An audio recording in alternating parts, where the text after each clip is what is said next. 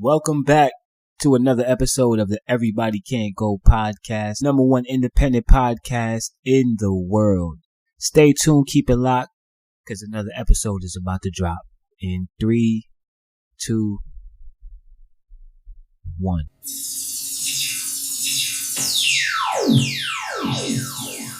Willmatic TV. Thanks for tuning in. Another episode of the Everybody Can't Go podcast, also known as the EBCG. Maybe Everybody Can't Go podcast. That might just be too many words for some people. You understand? So I figured I hit them with an acronym. That way we could just number one independent podcast on the planet. And I keeps it organic. You already know what it is. Willmatic TV. Reporting live from the East Coast. Come on, man. Started this thing out, man, with a microphone and a dream. All I had was one mic, fam. Willmatic, one mic. Y'all know what it is. Speaking of mics, let me just go ahead and do my due diligence right now. As I intro this thing, we getting ready to get into my little pre-show mix shortly. But before we even get to that portion of the show, let me just go ahead and make sure. Hold on, fam. Make sure that the levels is right. Hold on. Okay, I'm in the building. I'm in the building like floors and ceilings. Y'all already know what it is. Willmatic TV. Everybody Can't Go podcast. If I haven't said it already, I probably did. You probably already knew. Episode 68. Feeling good, feeling great. Hopefully everybody is doing well. Appreciate you all for tuning in. We got a lot to discuss as usual. You know, no shortage of topics. You know, very, very heavy news cycle this week. Obviously, you know, well, we gonna get into all that. Let me go ahead and slow down. Hold on. You know what I'm saying? Because like I said, coming off of episode 67, where I completely botched, you know, I botched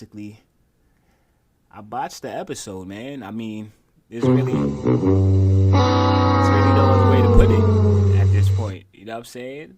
Like, understand, I couldn't even listen to that, right? Like, for my ears, I couldn't even listen to my own podcast, fam. That was one of the most, I mean, listen, man, I just feel like, you know what I'm saying, still managed to nearly get 4 hours out of that thing, which is crazy. Because you got to understand, you know what I'm saying, when you sit on the sideline for 2 weeks, fam, 2 weeks, I sat on the sideline. That's not easy for me to do, right?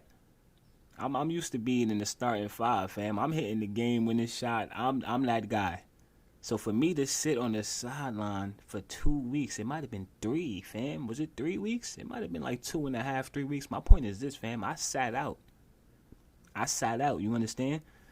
So that episode 67, that was like, you know what I'm saying? That was supposed to be my comeback moment, fam. That was like you know, I put a lot of thought into that episode, right? To say the least. That was my Triple H coming back from the injury moment, fam. For all my wrestling fans out there, y'all already know what it is. Wrestling. We gonna get into a little wrestling later on. Sexy right out here moving around. I look down 2 hours and some minutes into the episode, and it's not even like there was really nothing I can do. You gotta understand. There are occasions where you might catch that earlier, right? You look down like, the mic not plugged in. Damn, I just gave them 10 minutes. I ain't gonna get that 10 minutes back, but it's cool. You plug the mic back in and you keep it pushing, fam. 2 hours and 30 minutes in to the episode where I'm completely coming off of the dome. I completely got rid of the, like, there's no pen, there's no papers around me, fam. There's no script, no dockets, no cap. Episode 68, and I had to bounce right back with another one. We gonna get into this 4-piece set. Set the tone real quick. Set the energy right where it needs to be for this episode. I said 4-piece set. That's, hold on, 1, 2, 3. So it's a 3-piece. A 3-piece and a biscuit. We tapped into the United Kingdom. Ladies and gentlemen, the Everybody Can't Go podcast. International EBCG. Stay tuned. The merch is definitely on the way. United States, United Kingdom, Canada, Ireland, Rwanda, Italy, Hungary. International EBCG. Stay tuned for the merch. Be on the lookout. You know what I'm saying? I might do a show in Hungary, fam. Just be on the lookout, fam. Corks, what up? I see y'all. Canada. That might have been episode 65. That's probably when that happened. You know what I'm saying? Not like us. Listen. That shit #1 in Canada as well, ain't it? Everybody Can't Go podcast. Y'all already know what it is. Episode 68. Feeling good, feeling great. Alright, so check this out. We getting ready to get into the show. But before we do that, y'all already know we gotta set the tone. Possible trades, off seasons, NBA finals predictions. Listen, we talking about it all. All of that and a bag of chips. It's the Everybody Can't Go podcast, and y'all already know I never miss. Yeah.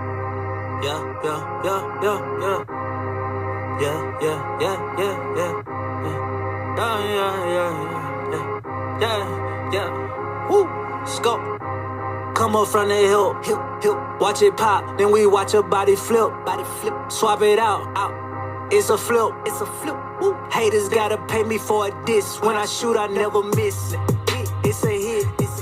Heard my youngins, they just hit them for a lick. When they hit, it's a split. Young boy run up on them with a stick. When I shoot, I never miss. My oh my, what a time to be alive. Call my name every time we fly. G5, we just living life. Put in a good word, I'm on a good team. I got a whole squad of killers. We on the same thing, we on the same line. We got the same goals, we got the same brothers, we got the same souls. Oh, what's it gonna be? I got money on me. All dogs go to Vegas, put 100,000 on me. I got haters around me, like Carface and Charlie. We ain't got no attachment. I kick them off like Chun-Li. Come up from the hill, watch it pop, then we watch your body flip. Swap it out. It's a flip. Woo. Haters gotta pay me for a diss. When I shoot, I never miss. It's a hit. Heard my youngins, they just hit them for a lick. When they hit, it's a split. Young boy run up on them with a stick. When I shoot, I never miss. Light up the sky in the nighttime. Let your light shine. Say my name, say it 3 times. Out my way, now it's me time.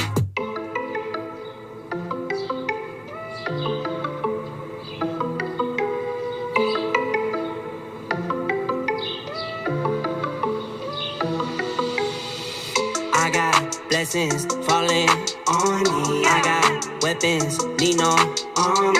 Stat like Tetris, you don't know me. Stat my fatty, you don't know me. Okay, hey now, it's a new kid on the playground. So many bags on me, you would've thought I was just fragrant. Now they know I don't play around. I can hear what you're saying now. I just doubled up my flight miles. Coast to coast, no they ain't in town. I get rich, watch, then I get a sick watch. Watch me hit the top, I might make a TikTok. Left hand, right hand. Catch the latest trend, I might double up my net worth. I've been going up, now I see the top going down. If you didn't know, now I know you know now. That's cause he could go on top, you not really top. You keep saying top, well I guess you let the top down. I've been going up, now I see the top going down. If you didn't know, now I know you know now. That's cause he could go on top, you not really top. You keep saying top, well I guess you let the top down.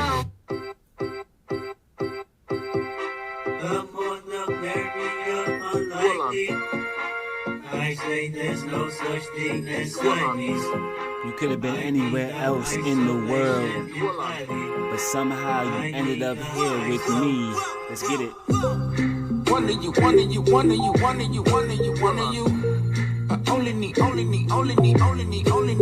you. Everybody can't Never go. been greedy. I pray when I'm eating. I only need one of you. And fuck that shit, all the other niggas talking about only need one of you. TV, Good morning. episode 68. I'm morning through. Whoa. I'm morning through. Feeling good, feeling great. Appreciate you all for tuning in. Let's get it. Good energy in the room, drop the low. Good energy in the room, drop the low. Anybody had it for the one when I'm frustrated. For having an umbilical cord with you, a baby with adrenaline force with you, I reminisce on Henderson Wars with you before I knew what toys can do. Horse to do, harmonica tricks, mimicking Monica, them. How's the view from a lonely hill? I'm silent, but I can't sit still. I'm convinced that the more I make, the more I break, the more they cleanse Pilates again. The more you bend, the more I blink, the more I drink Hollywood juice from a cup I chase. Probably pursue heavy bitch with a bomb ass lace. That's what you think. I'm twiddling feelings again, pivoting hums and sad songs. How consider it kin? I'm going numb, doing wrong to the one I dug. No, the one I trust. See the hate in your eye. You're the one I love. Look what one night does, times 100 and some thousand, but who's keeping the count refund? It was all in fun. Know you felt I crossed you, it was all in none. I'm no priest or Catholic police, I'm fabulous on beats and drum. Should I peace and run? Bought my knees upon me, then I acted an ass. What a derby I done, how can I confront? All my drum at once, got my mama in static, got me lying in tongues. Face down in my own shit, tell me own shit that I do. Been the homeless, where I live now, no rules, but atonement. Standing out in my rear view for the moment, I was found in my own truth. Wonder you, wonder you, wonder you, wonder you, wonder you, wonder you. I only need one of you. Never been greedy, I pray when I'm eating, I only need one of you. And fuck that shit, all the other niggas talking about only need one of you. Good morning, good morning, good morning, good morning, good morning, good morning, you. I'm morning, I'm morning, I'm morning, I'm morning, I'm morning, I'm morning through. I'm morning through.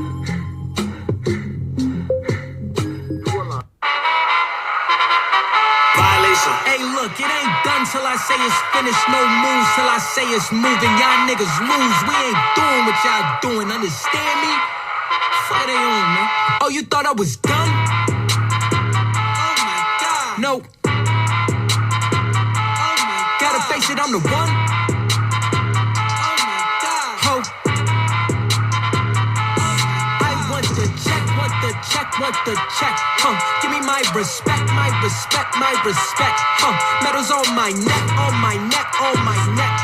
Tell them I'm the best, I'm the best, I'm the best. Fuck what they talking about. Push back, look back, beam on a bitch. Ho, took that, shook that, wings on a bitch. I don't lean on them unless I hit the scene with a chip. Put the work in, ain't no rest, I'm Macy Green on a bitch. Running it now, and I won't be done in a while. I've heard it, they wondering how. I heard them, they muttering down. Something coming, better tell them if I leave, I'll be right back like, wait, tell them if I leave, I'll be right back like, oh, you thought I was done? Oh my God. No. Oh my God. Gotta face it, I'm the one. Oh my God. Ho. I want the check, want the check, want the check. Give me my respect, my respect, my respect. Medals on my neck, on my neck, on my neck. Tell them I'm the best, I'm the best, I'm the best. Fuck what they talking about. Wait, y'all still in denial? Dudes like me, come once in a while, do what I please. Why would I run it by you? Do the hype thing. These niggas might try you, unlikely. No, come get me. Better hurry up, I'm busy. I'm a buddy bucks, no kizzy. They said it is funny luck, no really it's us. You wanted war that you wasn't prepared for, that's tough. You wanted more but forgot what we cared for, that's trust. Now you getting mocked up like, damn. You gotta watch us like, damn. Whenever I pop up like, oh, you thought I was done? Oh my God. No. Oh my God. Gotta face it, I'm the one. Oh my God. Ho. I want the check, want the check, want the check. Give me my respect, my respect, my respect. Medals on my neck, on my neck, on my neck. Tell them I'm the best, I'm the best, I'm the best. Fuck what they talking about. Oh my God.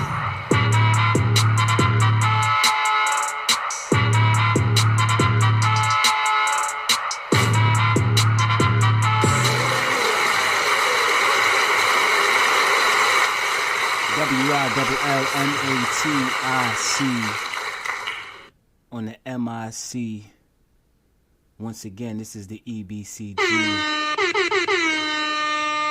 Appreciate you all for tuning in once again to another episode.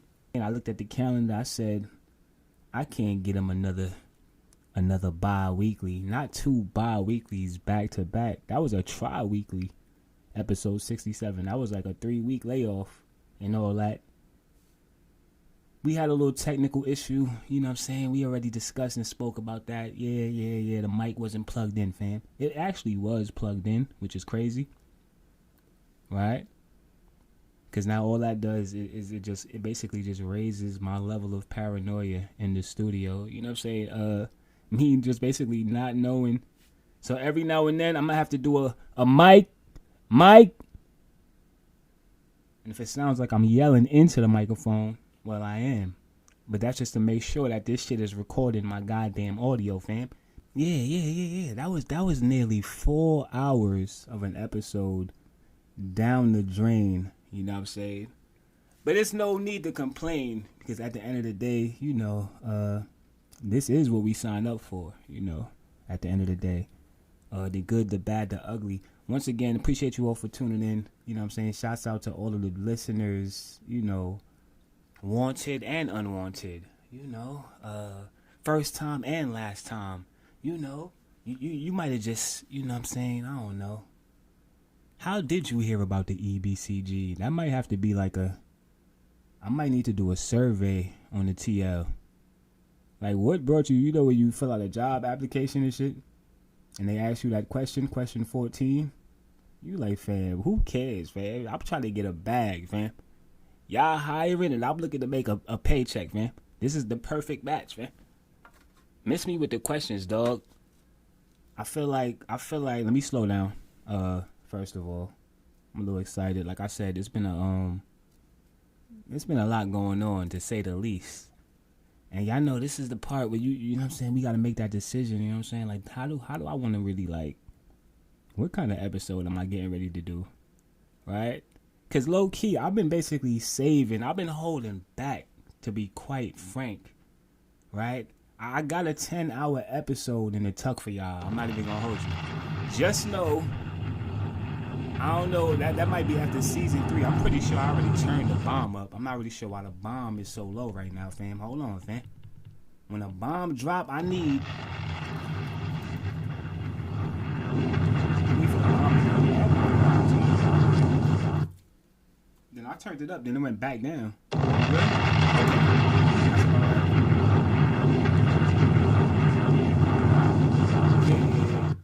Yeah, that 10-hour episode loading, by the way.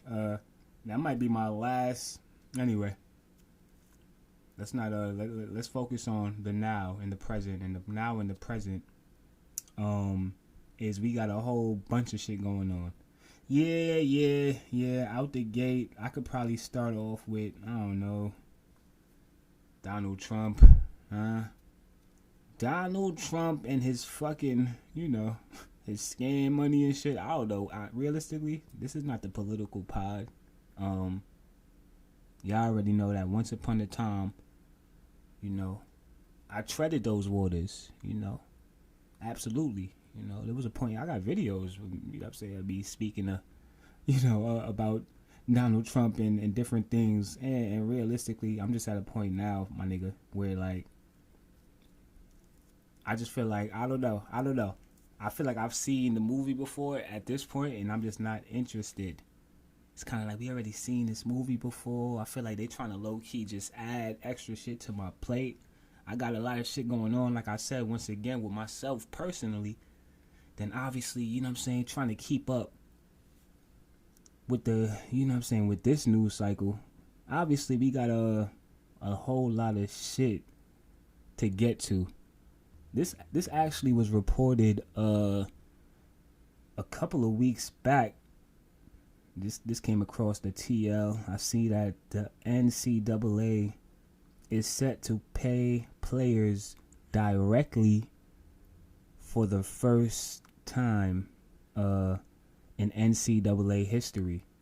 So, you know, this obviously is big news for all players, you know, who played in the NCAA, who can basically be expecting to. So how does this work exactly? It says teams have agreed to pay players directly for the first time ever. For the first time ever? Each team can pay players up to $20 million total per season. $20 million. Past players are eligible for backdated pay. Absolutely. Let's go ahead and clap it up. For the NCAA, for the board, the panel, who basically came together and decided to, right some wrongs that, I don't really know much, but what I do know, is that conversation has been, being had for several years. Obviously, this is something that players, were basically advocating for, and I almost want to even say, like, at a point, they might have had was there like a lockout at some point or something? That might have been that was the NBA. But point being this, listen, if they looking to pay players, that's always a good thing, to see people actually be able to earn income off of the, basically your talent, and your skill set. I did see some pushback to this. I don't really feel like it's that important to really cause what was the pushback? I don't know. There's pros and cons with everything. So as of right now, me with my limited knowledge of the NCAA and, basically that whole program and just how I do feel like this is, a good start to, something that may eventually, turn into something else. Maybe this is just the beginning phase of something. Maybe they're just trying to figure some things out. But what it does appear is that they're trying to make things right for the players. So for that, we're going to applaud that, that decision until further notice. Then we'll have to come back on here, backtrack this whole segment. You understand what I'm saying? We might have to delete this shit out, go back into the archives. We don't know how this is going to actually play out, fam. But we're going to applaud for right now. Because it does seem like, this is a really, really big announcement and something that is very, very positive for the players, past and present. And then obviously, I just feel like, I don't know, man. Yeah, that women's basketball, obviously, I feel like the surge that we've seen in women's basketball, and we're definitely going to delve into some WNBA talk, which I feel like at this point, I don't know, man. Maybe that's just, I don't know. Is it because, the season isn't over, though. We still have the finals. But I don't know, man. I feel like I do see a scenario where in the near, far future, the NBA might have 2 more seasons left, fam, of interest before the W completely. Listen. It's starting to look really, really like a real league now over there. Not for nothing, like they're starting to really figure things out. And obviously we would have to give credit where credit is due for that. And like I said, we will get to that conversation shortly. I'm jumping ahead of myself like I usually do. We definitely gonna get to Angel Reese, Caitlin Clark. Come on, man. You can't say basketball and not say those 2 names at this point. Not women's basketball, fam. You can't say basketball without acknowledging Angel Reese and Caitlin Clark. Because, it's kind of crazy what they've actually, what they were able to accomplish, whether it was done intentionally or not, unintentionally accomplished, right? They wasn't even really necessarily looking to make the impact that they did. But, I feel like, do we just get into that now? Because I said we was going to get to that, but for whatever reason, I can't get off of it now. I did have some other, so no, let's put a bookmark there. We'll get back to that. Angel Reese definitely, had some remarks in regards to basically, what I was just saying, impact. And, obviously Caitlin Clark is still having a rough go in her, rookie season as far as, it's a lot going on. We're gonna try to make sense of it right here on the Everybody Can't Go podcast, because quite frankly, there are some clips that I haven't even got a chance to really, you know what I mean? I seen something this morning when I woke up at a press conference. We'll get to that. Let's pump our brakes. Before we get to the W, I feel like, okay, so kudos to the NCAA for those players, actually able to get paid. I feel like, okay, this is also WNBA related. I seen this a couple of weeks ago as well. I didn't really look into this. I haven't really heard anything since. But apparently, what was reported, and who is this? This is via Front Office Sports, FOS. Shouts out to FOS. Toronto has been awarded a WNBA expansion team. The franchise is expected to begin playing in May of 2026. So once again, let's clap it up for the WNBA. You know, impact, and once again, we're starting to really see that, you know, this thing is starting to grow outside of just the States even. Now we have international interest, you know, as well, right? So I do feel like, once again, like I said, the growth of the WNBA is something that we never really seen. We see it coming, but we didn't see it happening this fast. I feel like it is kind of exploding at a rapid pace. But that is a big announcement. I'm not really sure who the that billionaire is, that entrepreneur. What was the name? What was this guy's name? Hold on. Larry. Let me try to pronounce this, man. Tannenbaum. Is it Tannenbaum? Larry Tannenbaum. The franchise is expected to begin. I might have to put him in a Google search. Whatever the case may be. Kudos to him, right, for having foresight. Like, yeah, why don't we have a team in Toronto for women's basketball as well? We got one for the for the NBA. You got the Toronto Raptors, who, you know what I'm saying, their last hoorah was when Kawhi hit that corner game winner. Allow me to take a moment to quench my thirst, because this podcast is unofficially brought to you by the best water on the planet. Now, you see, here at the EBCG, you might have heard me say this once or twice before. This is the #1 independent podcast in the world. But right now, this product that I have in my hand, this is the #1 water in the world, because Essentia water, overachieving H2O, 9.5 pH or higher. This is purified water with electrolytes for taste. Essentia. Tell them Willmatic sent you code. I gotta get a code or something. I'm not even gonna hold you, fam. Essentia water. Holla at your motherfucking boy, fam. I'm over here doing promos. Shouts out to Essentia. Shouts out to Logitech. You know, because this episode is also unofficially brought to you by Logitech.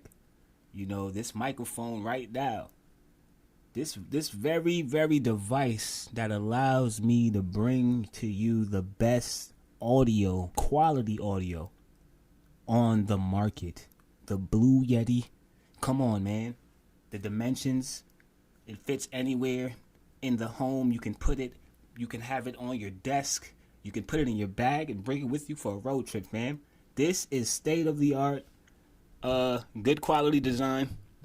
And I'm definitely going to need a code or something from Blue Yeti as well. But shouts out to Logitech and Essentia Water, my 2 unofficial sponsors for the Everybody Can Go podcast. Sometimes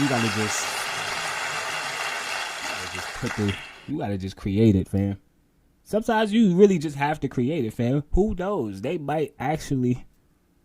I might need to check my email, is what I'm saying.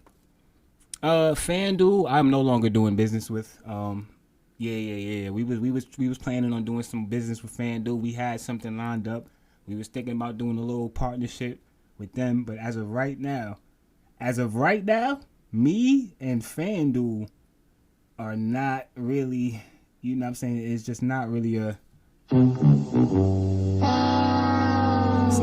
winning team situation, fam. We got to hit this off season hard, and we got to figure some things out, fam. We could not get a championship ring together. Me and FanDuel, then Underdog, more the same, Underdog Fantasy. But shout out to them. Shout out to all of the platforms that are out here basically giving the everyday 9-to-5ers basically an opportunity to take $1 and you know what I'm saying multiply that by 100. Or in my case, listen. I feel like we was still on sports. We definitely have more sports. Okay, so look. I feel like okay, absolutely. So DeMarcus Cousins is officially a champion. So y'all already know what I'm getting ready to do. Applaud that, man. Absolutely. Listen.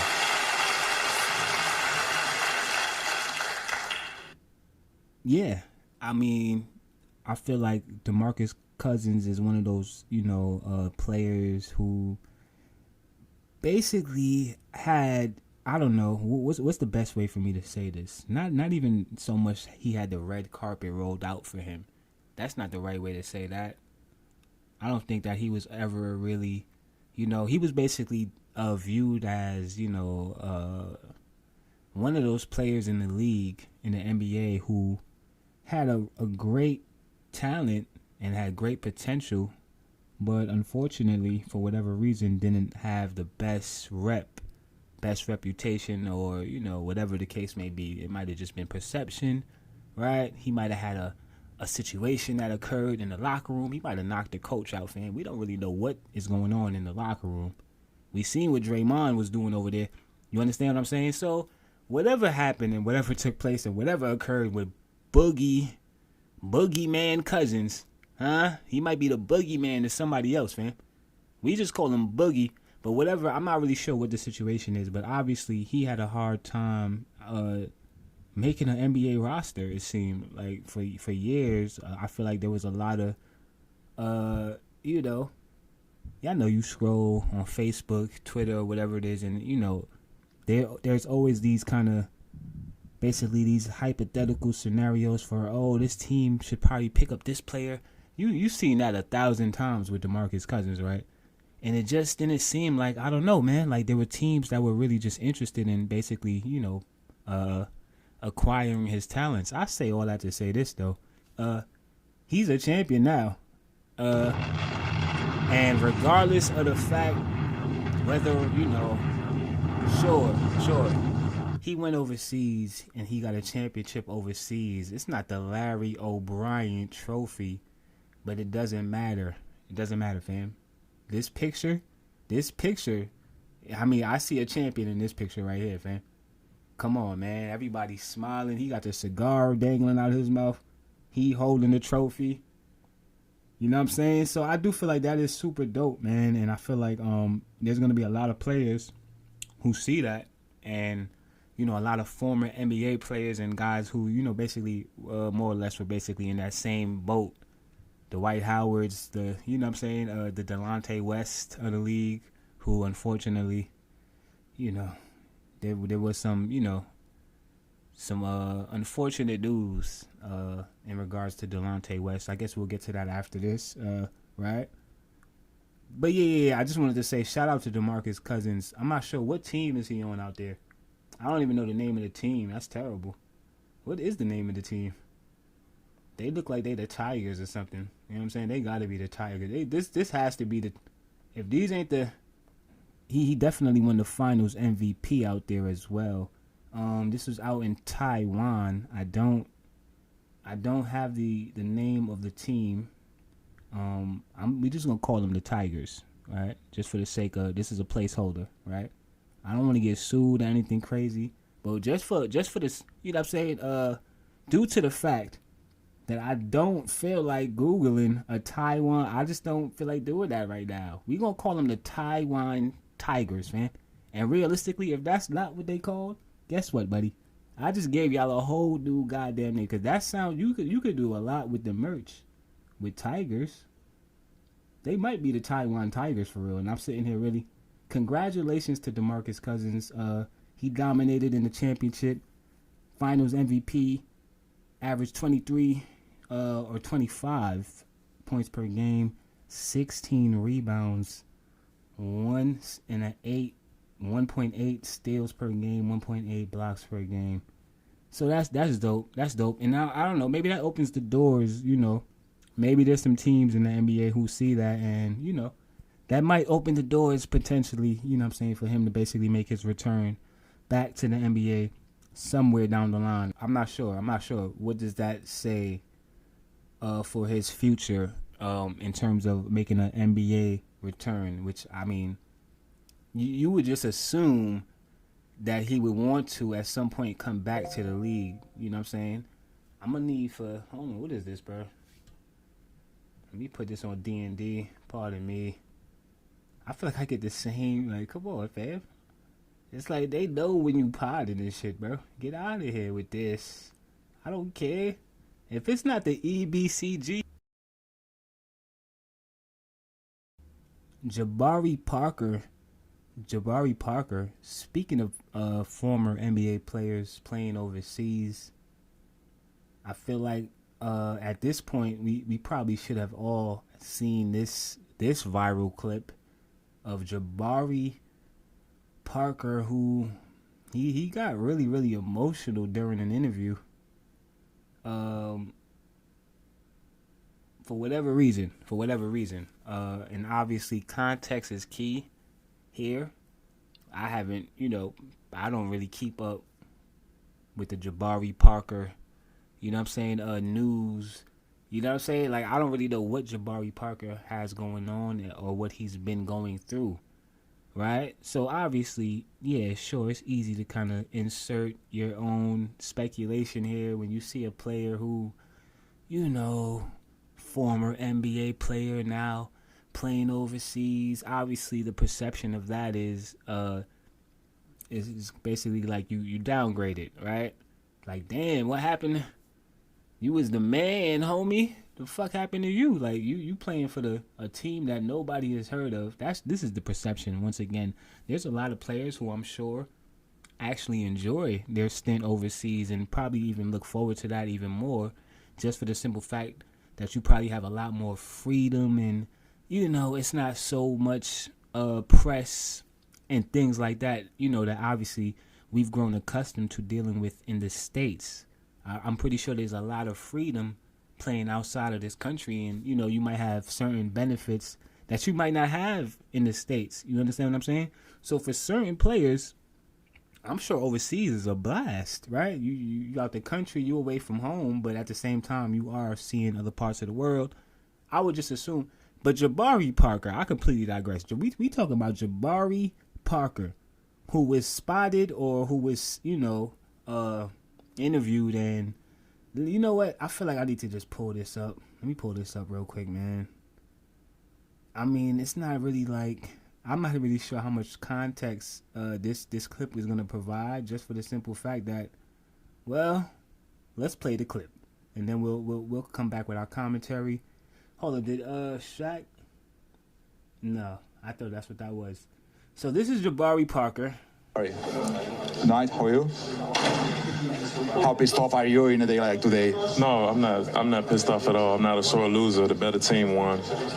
They're a great team, and we enjoyed the playoff series playing against them.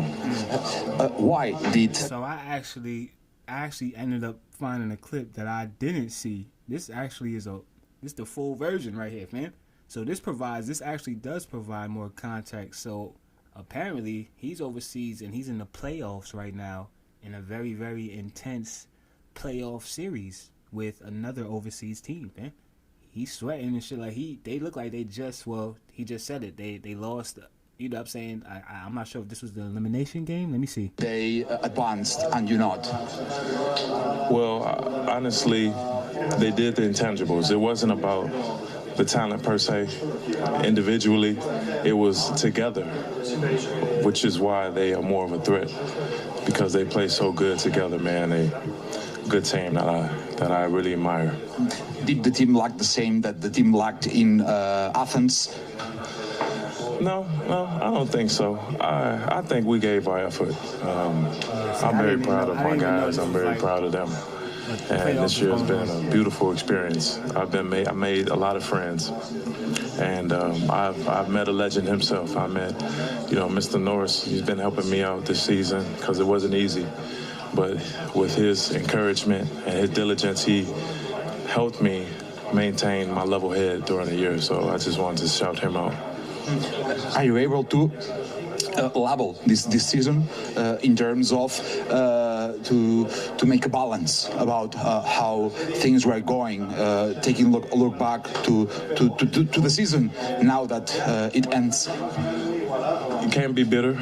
Most important thing is everybody. So that man's season just came to a whole end. Okay, so that explains the emotion. You know what I'm saying? I completely understand now. We don't need to play the rest of this. Jabari Parker got emotional during the interview when asked about playing overseas and, basically his time there, his experience there. So, yeah, needless to say, all players are usually emotional after the season. After, after the conclusion of, a hard, grueling, how many ever games it is over their season. I'm not sure how many games they played for the season overseas, and I'm sure that that probably varies depending on what location you're in. Shouts out to Jabari Parker though, man. I think that I wasn't aware that all of that was going on, right? So you just see the clip of him crying, and it just looked a certain way. But I'm glad to see that it does seem like he's found a new home, right? Obviously outside of the NBA. And being able to still basically do what you love to do, play the game of basketball while simultaneously earning a living, right? And then I'm sure, not for nothing, I'm sure he still got a couple of, what team he was on? He was on the Bucks. He was on the Bucks. I feel like he was on the Celtics. At a certain point, he got a couple of Celtics checks coming his way, fam. He still got a couple of, there's something left over from the NBA is what I'm saying. I'm pretty sure he's doing okay, right? Just because somebody's crying, I feel like that is a misconception, Loki. Some people cry when they're the happiest, right?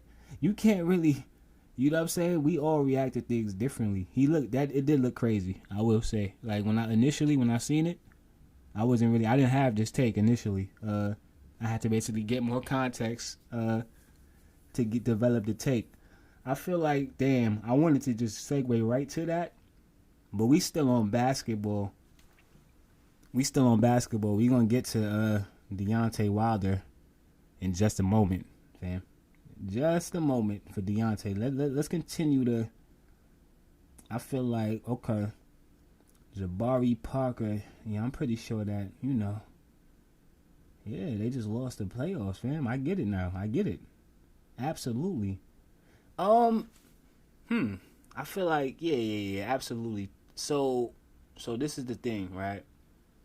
I've been hearing talk. I've been hearing chatter. I've been hearing conversations, rumors, speculation, in regards to, well, quite frankly, something that, has become a staple, when we're talking about basketball, more specifically, the NBA. Inside the NBA, on TNT, Shaquille O'Neal, Kenny the Jet Smith, Ernie Johnson, Charles Barkley. I mean, these four men have, basically made history, to say the least, right? It's one of the greatest, television broadcasts. I mean, and it really is like the golden standard when it comes to basically journalism, sports media journalism, right? The chemistry, just everything, how they were able to kind of maintain and stay consistent over the years. You know what I'm saying? Truly, truly amazing job what they were able to accomplish. But what I'm seeing here and what I'm hearing is that, you know what I'm saying? Listen, man, they say all good things must come to an end. And apparently that seems to be the case for inside the NBA. Well, at least on this current network that it's running on now, because apparently, Charles Barkley, said, and I don't know when he said this. This is not a direct quote. I don't know when he said this. I didn't hear this. I'm merely reading a post that I screenshotted off of Facebook, fam. As a matter of fact, I don't even know whose post this is right here. Shouts out to Sports Keita. I don't know how credible this is right here. But nonetheless, Charles Barkley said Charles Barkley might hire Ernie Johnson, Kenny Smith, and Shaquille O'Neal to his production company beginning in 2025, 2026. And obviously that's, so that they could keep, the show going on, I guess, another network. I'm not really sure what the actual situation is. I'm going to pull this up, though. This is big news right here, fam. What is the situation with TNT and inside the NBA? Hold on, fam. So you mean to tell me as soon as Kyrie ready to get a ring, as soon as we seen that moment where he basically, that was one of the greatest. Listen, man, seeing Kyrie walk on the inside the NBA set, yeah, that was great television to say the least. Inside the NBA TNT. So I'm about to pull up this article if I can, right? I don't really know exactly what the situation is contractually. I don't know if this is just okay, so we got the Los Angeles Times. Let's see what's going on here. Inside the NBA ending, Charles Barkley sounds off as cancellation reportedly close. So we're looking at a cancellation? Okay, LinkedIn profile, blah, blah, blah. Amid ongoing reports that his network might lose the rights to broadcast NBA games starting in 2025-2026, the TNT basketball analyst joked about possibly having to use the employment-focused social media platform, with the implication that he and his Inside the NBA co-host could soon be out of a job during a May 19 broadcast of the show. I didn't even see all that. So he actually addressed this live on the air. I'm sure he did. That sounds like a Charles Barkley thing to do. You know what I mean? Like, if anybody gonna say something, for good or for bad. More than 2 weeks later, Barkley made a similar comment Tuesday. All right, so they clipping them, basically, right? Is that what's going on? They're actually gonna just cancel the show though. I thought. It says might was the operative word since official announcement still hasn't been made yet. I just feel like, personally, this conversation shouldn't even be happening publicly. The fact that this is even a conversation out loud is crazy enough, fam. I just felt like those were, you know what I'm saying, I don't know, man. Those were seats that, basically couldn't really be replaced, right? I thought that was something that I feel like they found the 4 guys that were perfect for that role. I'm not really sure what this means. Obviously, I don't think that NBA media isn't going anywhere for the foreseeable future. In other words, we're going to always have journalists, basically, that can fill in, for other journalists, I guess, and cover games or whatever the case may be. But at the same time, it's not those 4 individuals. And I'm very, very curious to see, quite frankly, who the replacements will be, right? Like, you're gonna have to find 4 other guys to basically create something that was just as special as this, what they were able to create. And listen, I'm not really sure how this is gonna play out. I do feel like that is interesting. So they getting ready to move in another direction. Okay, let's see if Charles Barkley actually is a man of his word, though. It does seem like I don't really see a scenario where I don't really see, you can't really get I don't know. You're probably gonna need the network to get to that same level of, but not necessarily though, considering the fact that they all have names and brands outside of, Ernie, yeah, we kind of only just knew Ernie from. But Kenny, I feel like obviously Shaquille O'Neal is doing a lot of things outside of. I'm pretty sure they're gonna be able to figure something out. Is what I'm saying, right? Listen, fam. Listen, I'm on episode 68. You know what I'm saying? Like, I'm pretty sure that Shaquille O'Neal could get a couple of Blue Yeti microphones, and Kenny the Jet Smith, like they'll figure out a way to get back in media, you know what I'm saying, and have their voices heard. As a matter of fact, they've already started doing that in different, you know what I'm saying, all different, you know, outside on their own times, you know what I'm saying. Obviously, you got Shaquille O'Neal, who has a whole podcast. Shouts out to him. The Big Podcast with Shaquille O'Neal, and the co-host that he has on there. I hate the fact that I still don't know his. Let me go ahead. I feel like I'm gonna do my due diligence this episode. You understand? I botched my last episode. The audio was kind of, I know how to project, right? So even with the laptop mic, understand that low key, I'm still smoking y'all, right? Like, understand that when the audio is not even up to par, this is still the best by far #1 independent podcast on the planet. You already know what it is, and we keep it organic. This is the Everybody Can Go show. I was getting ready to pull up, you see, and this is what happens, right? My shit is constantly moving, and then I just say, you know what? I don't care anymore, fam. I don't know the name of the co-host on the Big Podcast with Shaquille O'Neal, but I know that Shaquille O'Neal is the face of that podcast, fam. We don't really need to know the co-host name, do we?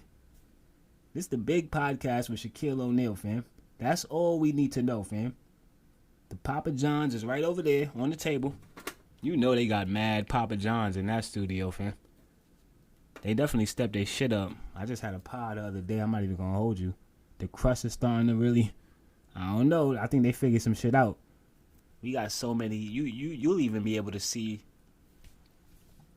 fam, you got people doing inside the NBA, inside of the living room, fam. You got random motherfuckers who literally would just like go live on YouTube when you just desperate and you trying to get a scoreboard real quick, and I just need a scoreboard, fam, and some audio. Somebody just call the game. I just need a little bit of context. You got a whole plethora of that, you know what I'm saying, on YouTube and different things like this. I'm pretty sure they'll figure it out. Kenny, Shaq, Charles Barkley. And that's even if they want to continue to do a broadcast together, right? Because realistically, you know, at the age that they all are probably, you know, I don't want to assume, but they all got to be pushing 60, right? If they not already. Chuck looked like he 2:24 p.m. on the dot. You already know I'm about to just take this moment real quick. Kobe! Mamba forever. Yeah. Ball is life, man. They fuck around and get a Ball is life. You know what I'm saying? They might fuck around and pop out and start doing a podcast or something if they haven't already done that. I do feel like a lot of those House of Highlights and Ball is Life and, you know, a lot of those brands that basically showcase all of the basketball clips and things like this, highlights. I feel like they should be looking to expand, right? Outside of the highlights at this point. Understand that they've done an amazing job with I mean, you can't really scroll on your timeline without seeing, you know what I'm saying, those two things at some point during the day, right? So I do feel like they should be looking at it. It should be a Ball is Life podcast, right? And realistically, this should be off mic talk. Like, I'm really giving y'all a lot right here, fam. This really is like email. You understand? Yeah, we might have to have a conversation, though. Speaking of Ball is Life, though, I feel like what better way to transition into this? Kevin Durant spotted at the club playing basketball, fam. Kevin Durant, understand that with no basketball present, there is no hoop in the vicinity. Kevin Durant at 6'11", 7 foot tall, a 7 foot man is standing in a crowd of, it's a couple of baddies too. Like, I'm not sure if she might be with him right here. She was definitely trying to get his attention. But Kevin Durant had zero interest in the festivities and the activities that were taking place in this facility. And I don't know where this is. I don't know what club this is. You know what I'm saying? I'm not that guy. I don't really, you know, this realistically, I had to double take. I thought this was me, for real. This is my energy, fam, in these type of environments and these types of, I'll completely remove myself, you know what I'm saying, from an environment when I just don't really feel like it's just not really up to par you know what I'm saying, with the standards that I set for myself, right? So I just completely, I'll tune myself out. Kevin Durant apparently has the same mentality. And listen, obviously, look, Kevin Durant, we already know, obviously, is actually an NBA player. He's a basketball player. This is what he does for a living. So sure, you probably feel like, I mean, listen, I'm sure that the Phoenix Suns GM, he probably saw this and he probably smiled from ear to ear. If you the general manager for the Phoenix Suns, I mean, if Kevin Durant actually plans on staying with Phoenix, right? Because I do feel like there is kind of like a running or just like a, you kind of sense in the air that, he's not necessarily happy over there, right? Or he's looking to, I don't know, man. I could just see a scenario. Let me just spit it out, fam. And I'm not even really sure why. Kevin Durant will be in a New York Knicks jersey next season at some point.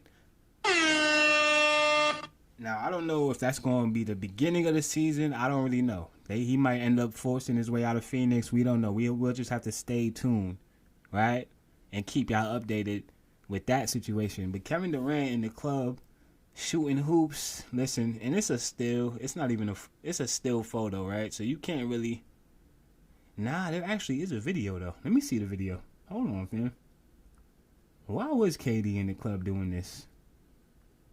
I mean, listen, fam, we already know that it could have just been some good weed. Realistically. You know what I'm saying? He might have just had a moment, forgot where he was at. You know what I'm saying? His season ended a while ago, though. Realistically, you should have been off of that mode already. You're not playing anymore, fam. Why are you still? It's the off season, nigga. Like, take a time out, fam. Ball is life, but god damn. Yeah. I feel like, we got to stay tuned. KD to the Knicks.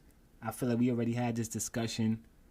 Clearly, at this point, it's safe to say that, listen, man, you made the wrong goddamn choice. Kyrie clearly made the right choice, and we're going to be getting to that momentarily as well. Like I said, June 6th at the time of recording, which means that Game 1 of the NBA Finals officially begins tonight. Yeah. Tonight is the night. Like Betty White. Like Derek White, fam. This is going to be a crazy series right here. This is going to Game 7. Make no mistake about it. And I hate the fact that I just completely jumped. I might have just hurled over a few topics right there. But it's cool, though. Because like I said, the game actually didn't take place yet. So, I feel like, we'll spin the block with the results of Game 1. Obviously, Game 1 is it might be the most important game of the series, right? Literally, Game 1 is the game where, all right, you coming out. You know what I'm saying? Yeah, we had practice. We did all of these things. We had tape. We watched tape, and we watched how Kyrie goes baseline, and he step back, then he go over there, and then But when you actually get on the court, right, that's kind of where you have to really figure out how this series is getting ready to play out. You understand what I'm saying? And that's when you really get the up close. Yeah, we saw it on tape. I mean, but realistically, Boston, Kyrie, they know all his damn moves. He was over there, fam, in a Boston jersey. So that's the narrative, the storyline, not the narrative, but this storyline. This might be the best one, fam. We've always had great storylines in the NBA. Like, they've always figured out ways to kind of make that a thing within every like big matchup or whatever the case may be. But I do truly feel like the storyline for this finals right here, it's gonna go down to the last shot. Make no mistake about it. And I absolutely do have the Dallas Mavericks winning this thing in 7. However, that might change. You know what I'm saying? After we see how Game 1 plays out, right? In other words, if Boston come out Game 1 and they smack them by 50, I'm going to have a different, you know what I'm saying, energy going into the rest of the series. I don't see that happening, by the way. Luka's ready for that ring. Kyrie, we already know Kyrie wants that goddamn ring. And LeBron James wants Kyrie. Damn, son, where'd you find this? Pause. Respectfully, LeBron James, who is no longer active, you know what I'm saying? Like, your season is over, my boy. LeBron James, for whatever reason, you know LeBron James, they always want to talk to LeBron. They always want to get a sound bite out of LeBron. And at this point, LeBron James is at a point now where I just said point twice. I did. I'm going to have to edit that. One of those points is going to have to get edited out, fam. Yeah, pardon me. I'm editing in real time and shit, you know what I'm saying? Jack of all trades. I wear a lot of hats over here at the Everybody Can't Go show. You know what I'm saying? So sometimes, realistically, I'm editing as I'm recording while I'm producing the podcast, fam. Like, understand that there's levels to this. See? Number one. That's why, listen. Enough about me. LeBron James, I don't even know where this clip came from. I don't know where. I'm not sure if he was on his podcast having a conversation. You know LeBron, he got the shop. Then he got his own podcast now with JJ Redick, who you know, I actually did see a report, as I mentioned JJ Redick. I'm jumping ahead, but we could just go ahead and get this out of the way because I seen another report after I seen this report. At first I seen a report that JJ Redick was, you know, basically, I have it right here. JJ Redick, Basketball Ground, is the source who reported that JJ Redick is finalizing or was getting ready to finalize a deal to become the head coach of the Los Angeles Lakers. I'm not really sure how valid that report is, because I woke up today, right? That was like 2 days ago. I seen that report. I woke up to another report that says that the Los Angeles Lakers are targeting UConn men's basketball Dan Hurley to become the franchise's next coach, sources tell Adrian Wojnarowski. So I'm not really sure if this might be the first time in history where Adrian Wojnarowski's sources might have lied to him or something. I don't really know what's going on with your sources, my boy, but understand that the Everybody Can't Go show, I would never lead you astray. I would never mislead my audience. I think that that's very, very, I'll just not say anything, right? I'll just take 3 weeks off and not do a podcast, man, before I come on here with some jack sources. How many, like, who is going to be the next coach for the Los Angeles Lakers? We are staying tuned to find out who's going to officially sign the contract, because JJ Redick, realistically, it's been a few teams that I've seen that report for JJ Redick. I feel like the Orlando Magic, at one point, they had him in a meeting. The Charlotte Hornets, the Bobcats, and the Hornets, man. He took a meeting with every franchise, and this man has still not. I don't know. Maybe, I don't know. I'm not really sure how those meetings went. But as of right now, the Lakers are coachless. Darvingham is nowhere to be found. I'm pretty sure he'll resurface at some point on another team, in another franchise. Listen, even Udoka got a gig. You understand?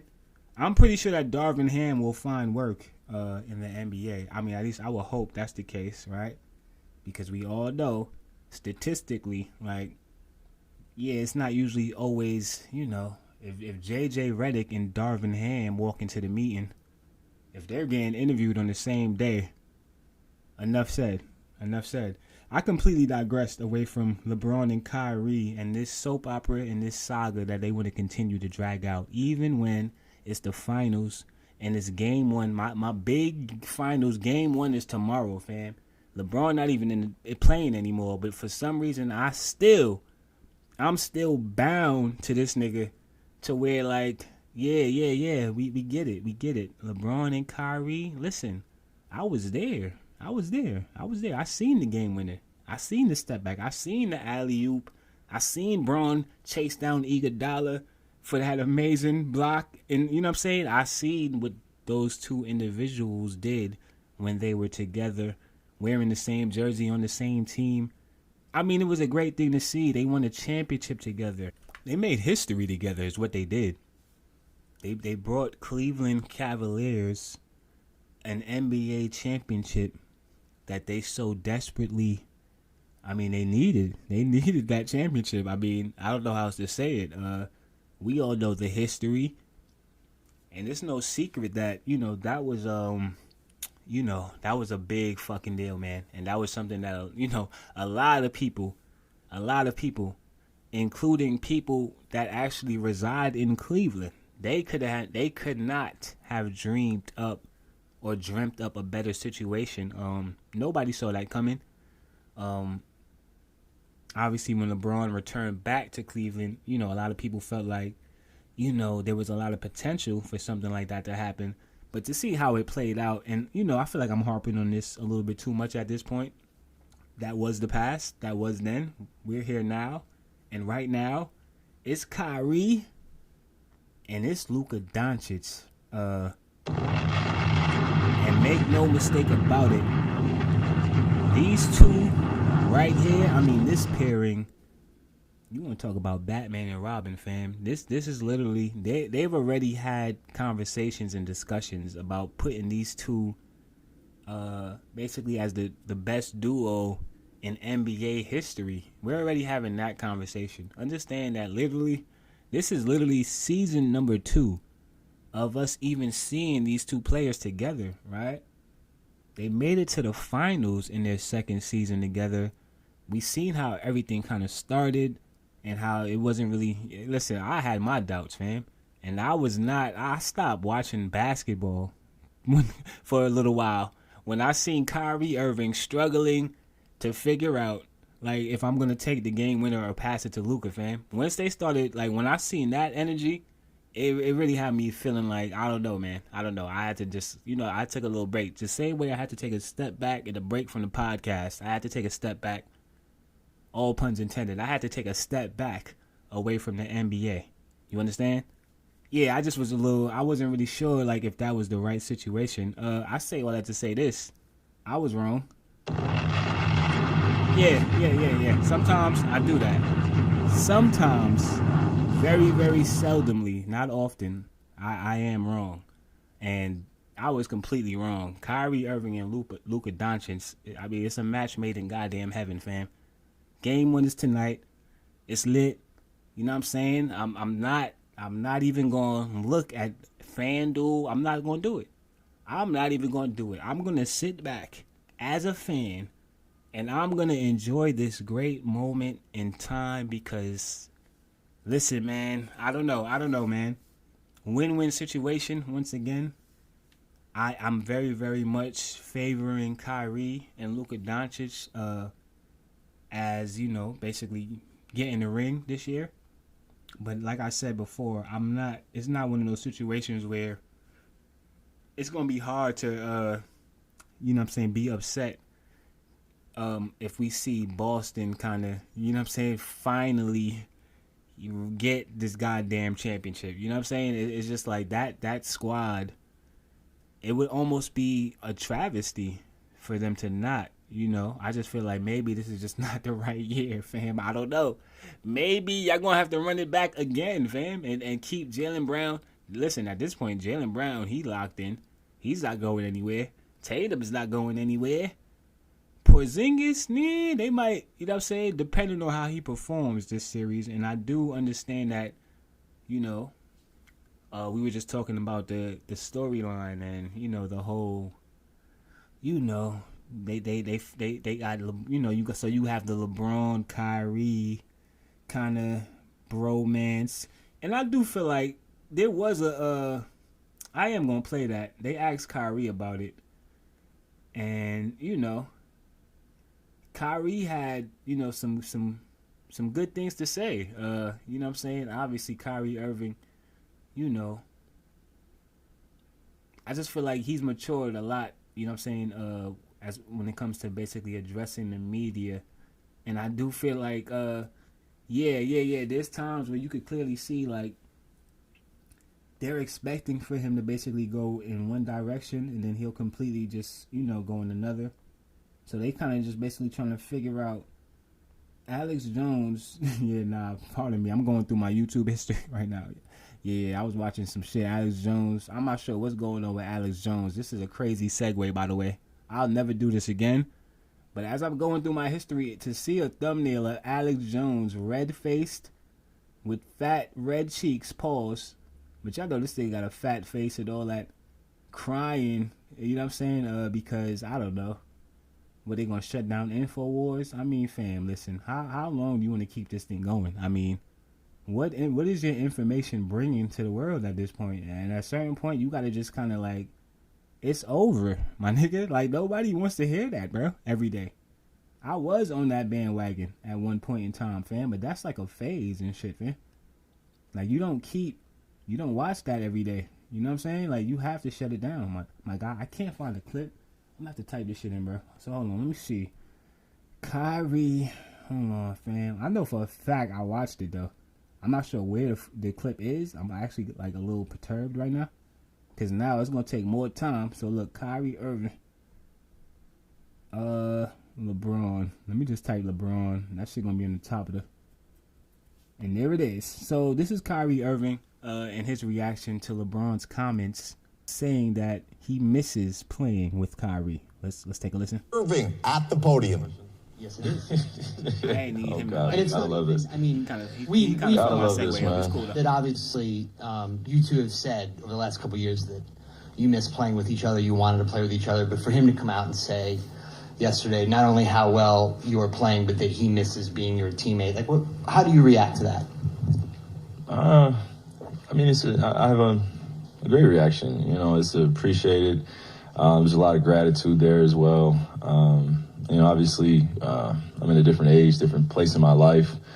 You know, so is he. And I think we've both been able to mature and really appreciate what we got a chance to accomplish. I think there were some things that got in the way of our relationship when I was a little bit younger. And now that I'm able to vocalize how I feel as a man and be comfortable in it and stand on my square and my beliefs and where I'm coming from, you know, I feel like our relationship's different because of that now. And definitely miss him playing out there, just making things easier, being able to run up and down the floor and just throw the ball to somebody like that, throw it in the air, just as athletic as they come.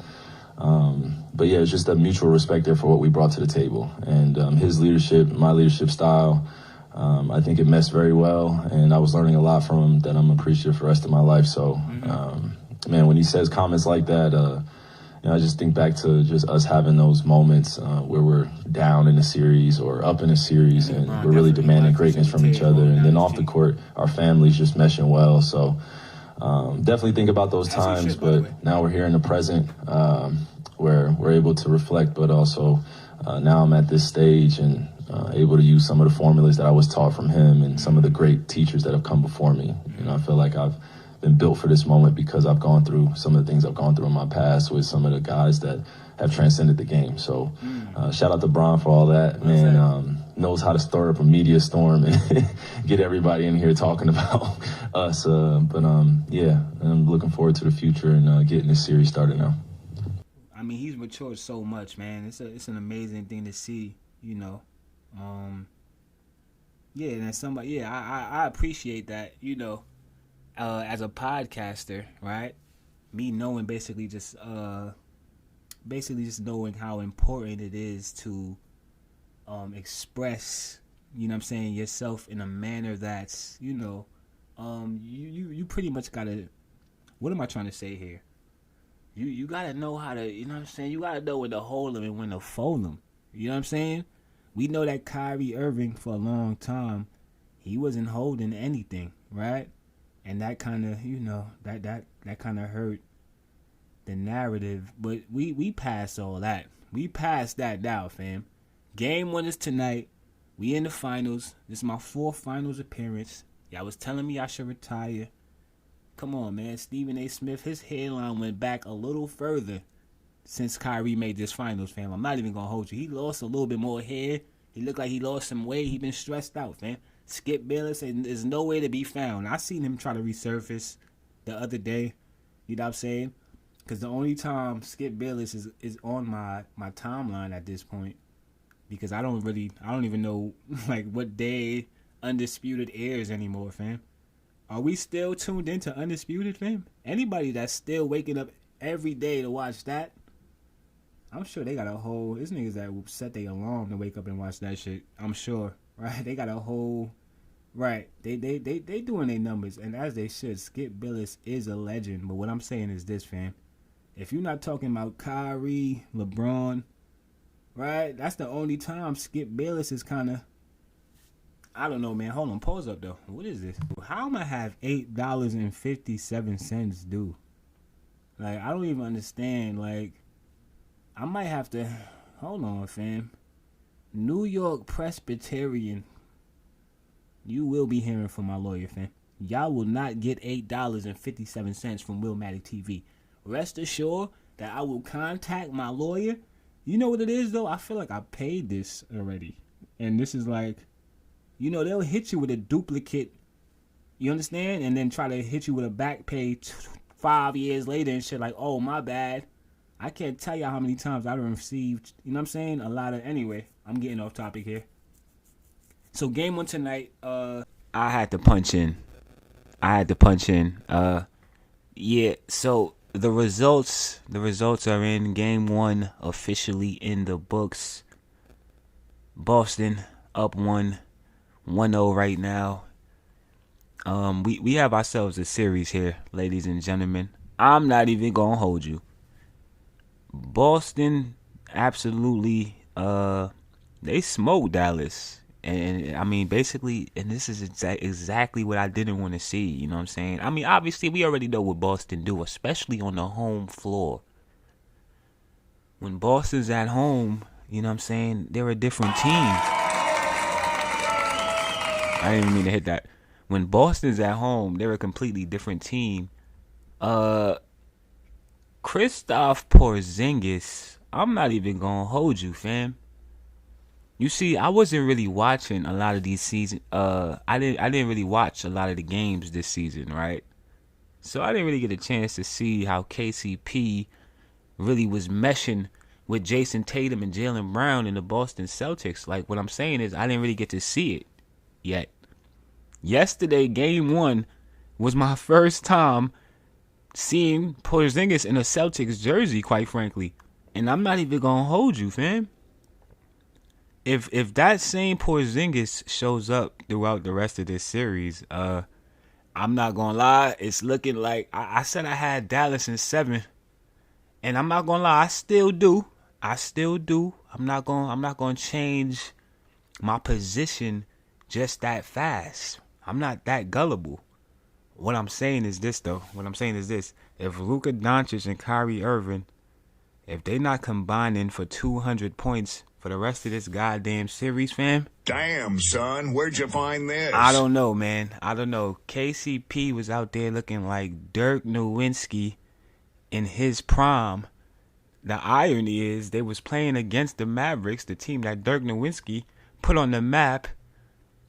Also a team that, you know, obviously Kristaps Porzingis, a former, you know, member of the Dallas Mavericks.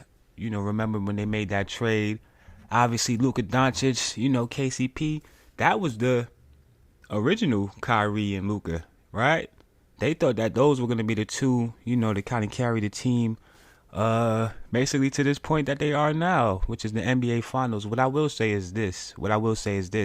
This is going to be an amazing series. Boston looked absolutely phenomenal. Outside of KCP, Jaylen Brown.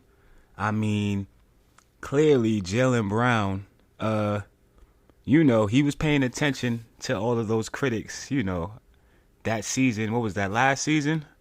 Yeah, it was. When Miami completely annihilated and ran through the Boston Celtics. Jaylen Brown was out there losing the ball, no handle. He been working. He's clearly been in the gym. I see a different player out there. He looks very, very, like he has a chip on his shoulder, as he should, as that whole team should. They've been in this position, How many NBA Finals appearances at this point? Is this their 7th or 8th? Jaylen Brown, 22 points, 6 rebounds, 2 assists, 3 steals. And I'm pretty sure he had a couple of blocks as well. He was definitely sending Kyrie shit right to the TD Garden, right to the fans who were, they were screaming to the top of their goddamn lungs. I know that Kyrie was saying that, what was he saying? That he didn't feel like they was, he thought it was going to be a little louder in there, is what he was saying, basically. I don't know. I don't really think that, 16 points, 11 rebounds for Jason Tatum. He had a nice little calm double-double. And I definitely didn't have a parlay. Noted. I'm not going to hold you there. Like, I'm anyway. 5 assists, no steals. Al Horford. Come on, man. Giving significant minutes, to a team at this stage in his career. Al Horford is definitely due for a ring. I'm not going to hold you. Derek White had 15 points. I feel like everybody was on the goddamn board. But what we're seeing right now, and listen, it was only game 1. Obviously, it's a 7-game series, still 3 more games, that still have to be won. But at the same time, I feel like you can clearly see that basically just the inexperience, right? I feel like, one of the key things to take away from, watching the game, I noticed you can clearly see the inexperience, right? And we have a situation right now where we have one team who's been in this position several times before, and then we have another team who has a player who's been in this position a few times.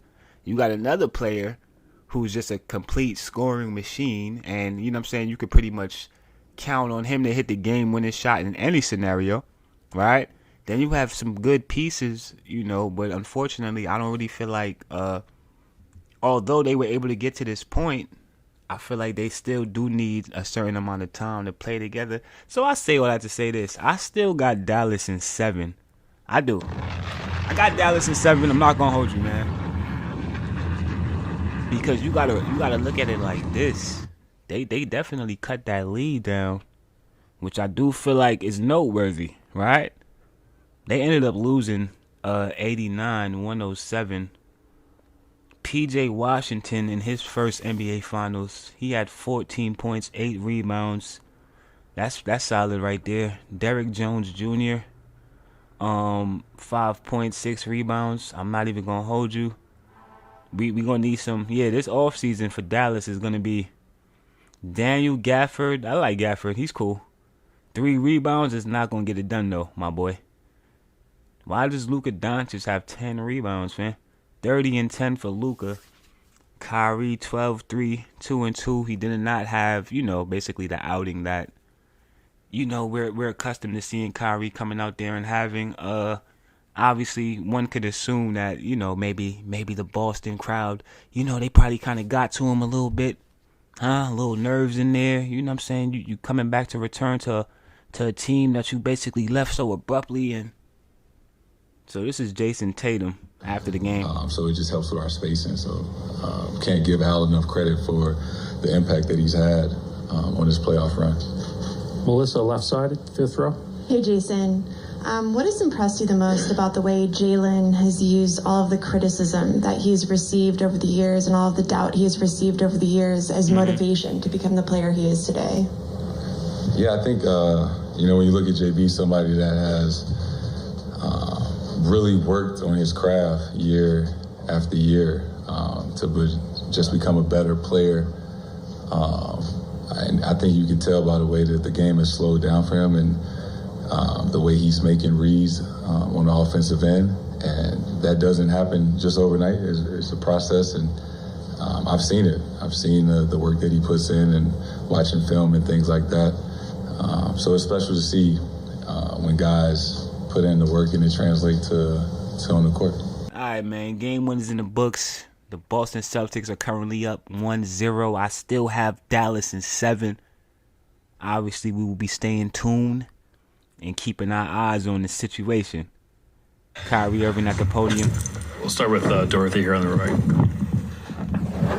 I also Hi, want to Kyrie. say shout out and salute to Doris Burke, who became the first woman to basically call and broadcast an NBA Finals game. Absolutely historic. Round of applause. You know, I feel like it's only right. We see the surge happening in women's basketball. So obviously that just opens up more doors in other areas as well. Right down here. Including Dorothy media. Gentry, I Messenger Media from Dallas, Texas. Kyrie, share with us what you're feeling right now, just your thoughts mentally. How do you get up for game 2? Just grateful for the experience to get through game 1. Just a lot of emotions going into it, and just waiting for the opportunity to get out there and compete. Going against a great Celtics team. So we just had to get this one out the way, and we didn't perform the way we would have wanted to tonight.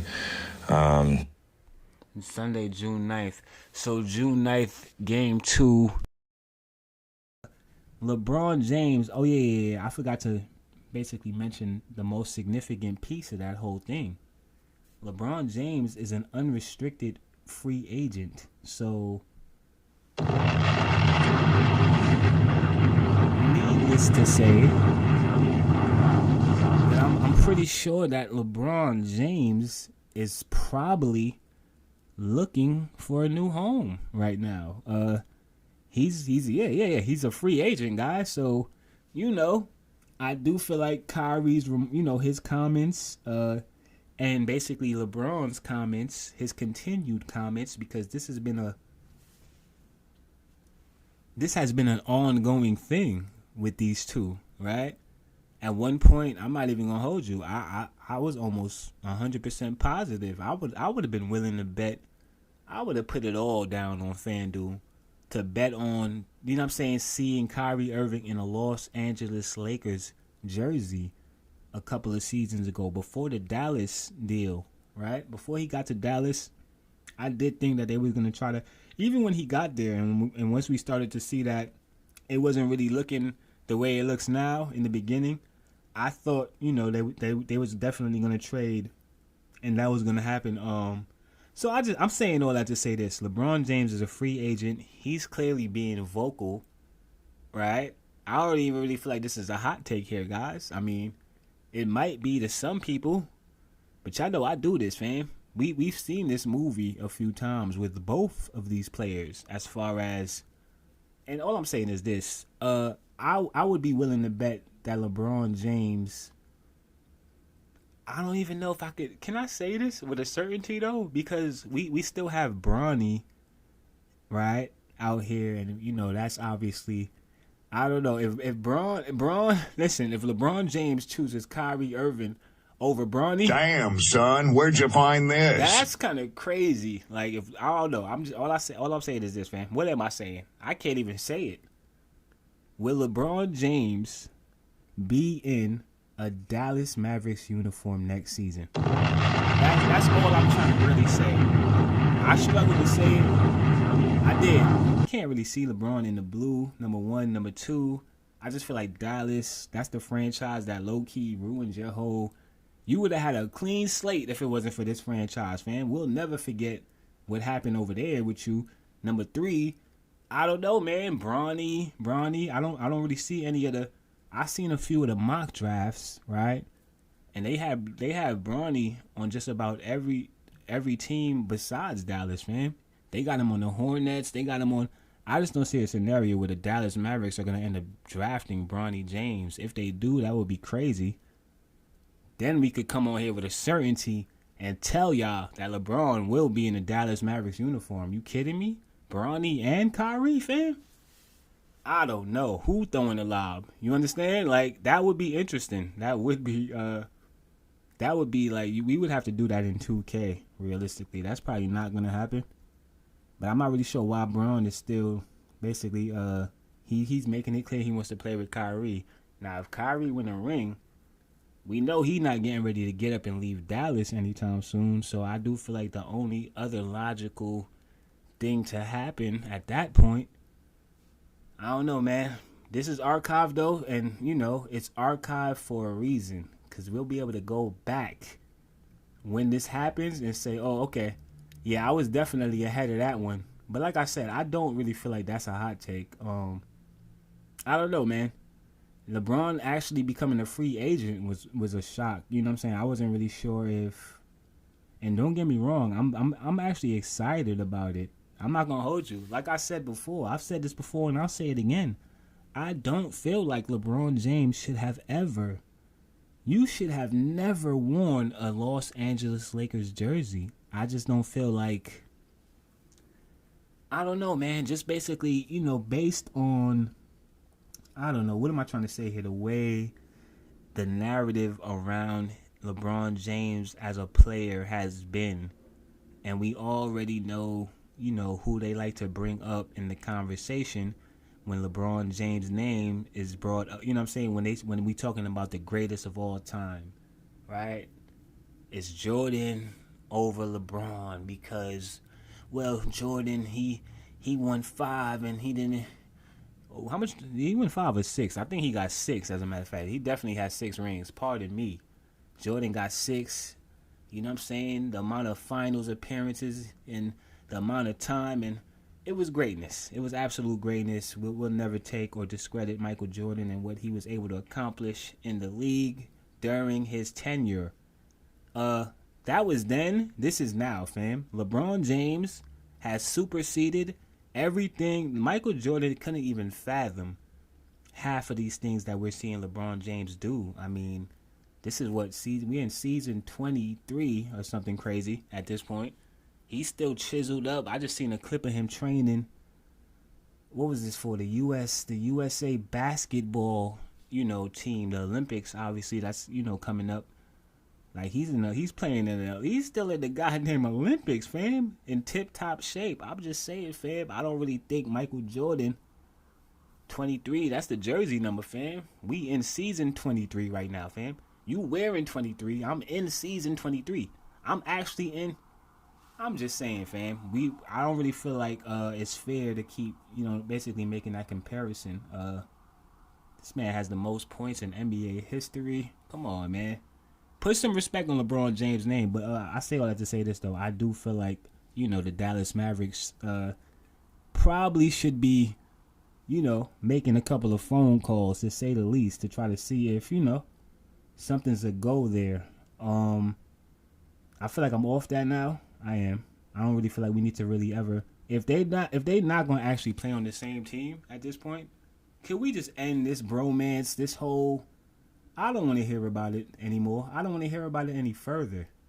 If they're not actually going to pair up on a team at this point, as we get ready to close, Los Angeles Lakers are in talks. Okay, so where does this leave Anthony Davis? Where does this leave Anthony Davis, who obviously is another player who is very familiar with LeBron James? As a matter of fact, LeBron James, I feel like he was basically the player who recruited Anthony Davis, and, this was something that he wanted as well, right? They won a championship together, Unfortunately, that championship kind of is in question because, that was, they won that in the bubble, right? That was the bubble championship. So you already know that's not really like, they kind of put an asterisk next to that one just for the simple fact that it wasn't really a normal season. Circumstances weren't really the same. Players wasn't even really motivated. It was kind of a lot going on, right? Yeah, I feel like they won that championship, and everybody, and by everybody, I'm talking about all of the LeBron James, what I'm saying, all of those people that waved that flag, Skip Bayless, the Skip Baylesses of the world, what's the name of that other dude, man, that looked like, I forgot about something, but him, y'all know who I'm talking about, man. It'll come to me. But all of those, what I'm saying, basically the LeBron haters and shit, they immediately just threw that away Like, no. This is PAL basketball. This is basically like they made it seem like they didn't really even play in the league for the championship. Like, they completely. So I say all that to say this: Anthony Davis was completely a part of that. I can see a scenario where Anthony Davis is probably sitting back right now, like, damn, nigga, you talking about Kyrie? He not even on this team, though. Like, he over there, fam. What about your team right here? Like, I don't know. Maybe LeBron James and Anthony Davis are probably not seeing eye to eye right now. And I think that's safe to assume, considering the fact that it is being reported that Los Angeles Lakers are in talks to trade Anthony Davis and draft picks to the Chicago Bulls for Zach LaVine and DeMar DeRozan and a future first-round pick, sources tell ESPN. Yeah, absolutely. Drop a bomb for that. But what I will say is, that's a hell of a. I mean, if the Los Angeles Lakers pull that off right there, we talking about this might be the biggest heist in NBA history, fam. DeMar DeRozan and Zach LaVine and a first-round pick for Anthony Davis. Now, don't get me wrong. Anthony Davis actually has been playing. You know, he stepped his game up a little bit. You know what I'm saying? Towards the end there, they was actually able to make the playoffs and things like that. I do feel like a lot of that had to do with Anthony Davis, stepping up his game, right? Because we all know that Anthony Davis, you know what I'm saying, he has some issues, basically with being consistent, right? He'll come out there and give you 30, 20, and 10 one night, and then the next night he'll just score 10 and nothing else. You understand? Have 2 rebounds or something crazy. So Anthony Davis, listen, Chicago, they clearly they have faith in building around Anthony Davis. I already know that, obviously Chicago is his hometown. That's actually where he's from. So, I guess it makes sense there, right? Like, he's the hometown guy. It's kind of like, all right, they're going to build around him. But, I mean, I do feel like they might want to keep, Zach LaVine personally. But the Lakers are probably not going to allow that, though, right? So it's kind of like one of them situations, right? So I don't know. I'm not really sure if this is actually going to, this is, obviously we have to stay tuned to see if this actually does play out. I don't feel like this is going to happen.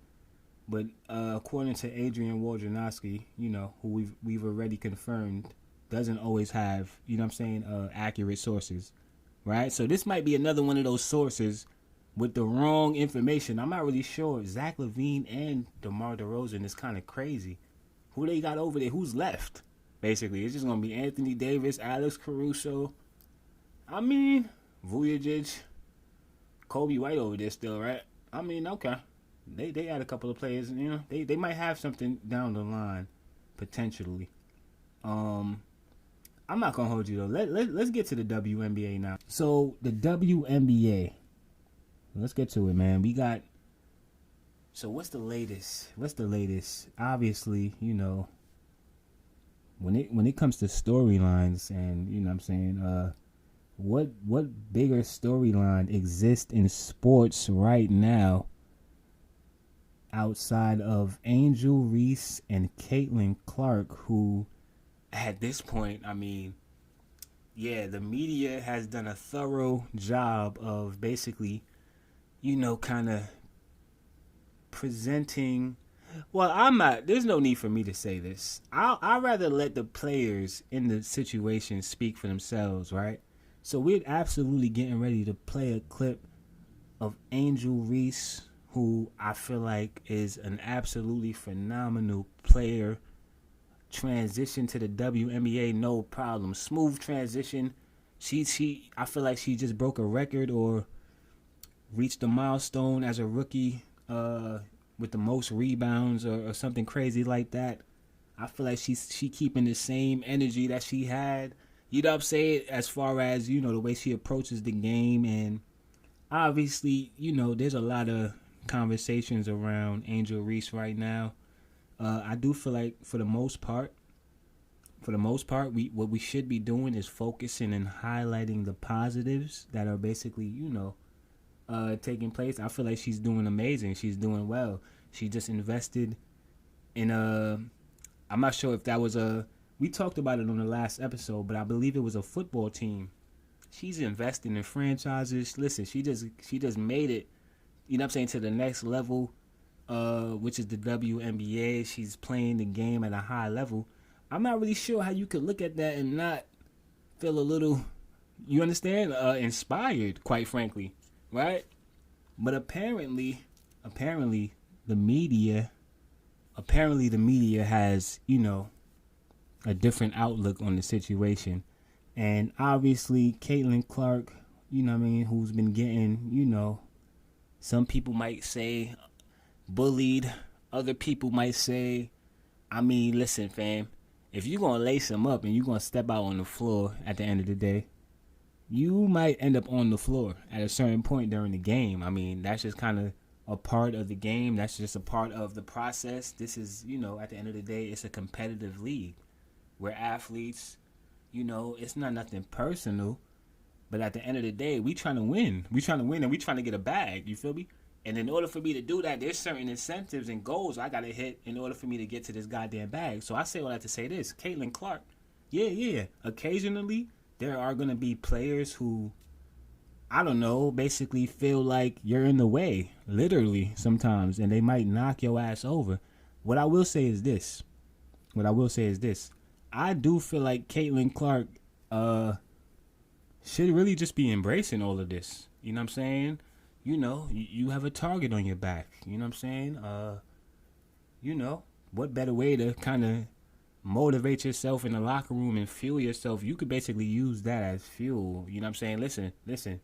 You wearing the sneakers, right? You have the uniform on. You know what I'm saying? I'm pretty sure that Caitlin Clark has watched a few, Kobe highlights, to say the least. And I'm pretty sure that she's well aware of what Mamba mentality is and, basically everything that comes with that. Kobe Bryant, you know what I'm saying? He absolutely would have been using all of, we seen him do it. We know what Kobe would have done and what we know what Kobe did. And what Kobe did was, he took on every challenge and, he basically showed us, just showed us how to basically lock in and really just get over the hump, right? Focus on your focus, I'm not going to allow anything to distract me. There was that one time where who was that, Chris Rock? We all remember that infamous moment where Chris Rock literally was basically trying to do like a stand-up in the front row and shit. Chris Rock, one of the funniest people in the world, is heckling you on the sideline, and Kobe Bryant, we seen the clip and we seen his reaction. I feel like Caitlin Clark should probably be, basically using that same approach and everything that she got going on right now, which I don't really feel like is a big deal necessarily. Like, what happened? She got fouled. Players get fouled every day, B. It's the league. You understand what I'm saying? It happens everywhere. It's happening in the PAL. It's happening in the Big Three. It's a part of the game, right? And I feel like, so let's play this clip, right? Because Angel Reese definitely, obviously, what I'm saying, they asked her about the situation, and I feel like, so the situation was basically that they, obviously the matchup, first time we're seeing Caitlin Clark, Angel Reese matchup in the WNBA. They promoted this shit. We was waiting for this. It was a big moment. Obviously, we already know that the feud and everything that, basically kind of got this whole thing started, right? And basically created this surge that was able to kind of carry over into, and now we're seeing the results, right? You know what I'm saying? There's a lot of attention on the W right now. You got expansion teams and talks. You know what I'm saying? It's a lot. I don't really feel like they even anticipated everything that's basically happening right now.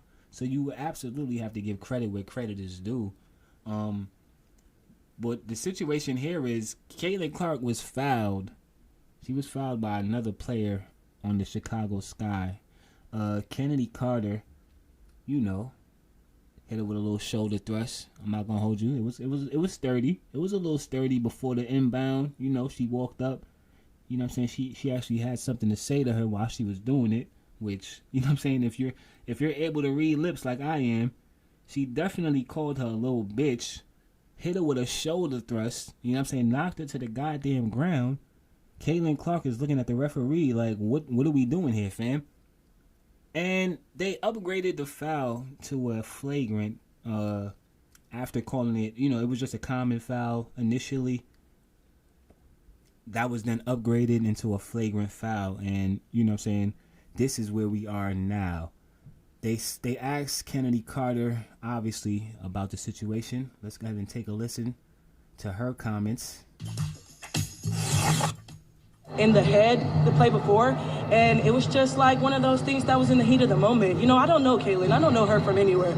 You know what I'm saying? But at the end of the day, this is hoops. It's competitive, and this is basketball. And you're playing against somebody like me. I classify myself as a dog. So if you're gonna throw a punch, then I'm gonna compete with you. I'm gonna play at the level that you're given. So that's just the player that I am. Everybody in the league should be ready for it, not just the rookies. I mean, coming into a league that is super competitive with amazing talent here, like. I wasn't coming in here expecting it to be easy because of the name I have. I'm playing for the name in front of me. I'm playing with the letters across my chest. So understanding that and understanding what that comes with, we all we got, we all we need. So, I mean, there you have it. There you have it. Once again, these are also players as well. They're just as, you know, competitive as, you know, the NBA players, right? Because obviously that's going to be the, you know what I'm saying? That's who we basically have been comparing them to.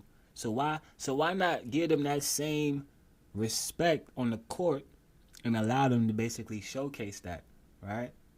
You could argue, hard foul, whatever the case may be. Caitlin Clark, listen, you have a jersey on. You signed up for this at the end of the day. Angel Reese, she definitely did get fined as well. No big deal. $1,000 fine, and obviously, you know, I'm not really even sure why they fined her, though. Why did they fine Angel Reese? And she had a double-double that game.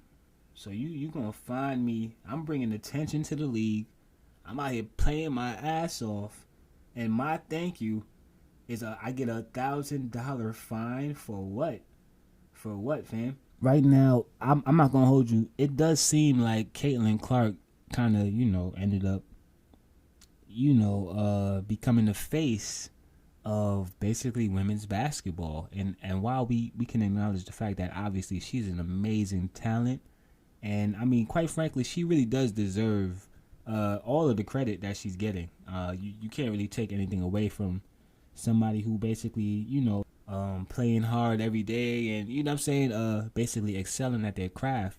What I will say is this, you know, you have other players who are just as significant and play, you know, just much of a role in basically getting the WNBA and getting women's basketball on the map. So many people are watching women's basketball right now. It all started from the national championship game, and I've been dealing with this for 2 years now. And understanding, like, yeah, negative things have probably been said about me, but honestly, I'll take that because look what women's basketball is. People are talking about women's basketball, but you've never been thinking we're talking about women's basketball. People are pulling up to games, we got celebrities coming to games, sold out arenas, like, just because of one single game. And just looking at that, like, I'll take that role. I'll take the bad guy role, and I'll continue to take that on and be that for my teammates. And if I want to be that, and I know I'll go down in history, I'll look back in 20 years and be like, yeah, the reason why we watching women's basketball is not just because of one person. It's because of me, too, and I want y'all to realize that. Like, it's not just because of one person.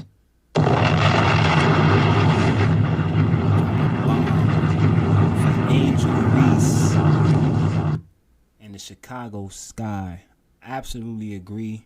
It's not just one of us at the end of the day. Let's not pick and choose when we want to give flowers to players and then basically try to you know, demonize other players for basically approaching the game with the same tenacity, right?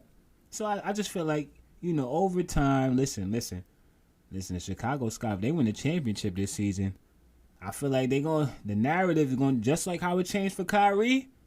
And if Angel Reese, you know, I'm pretty sure that, listen, we've seen other players go through similar things, right? And we were just talking about Kyrie Irving, you know, who basically had to deal with, you know, similar situation, right? The media controlling the narrative, right? This is not even really who I am as a man. Like, y'all don't even know my character for real. And y'all have 1,000 things to say about me.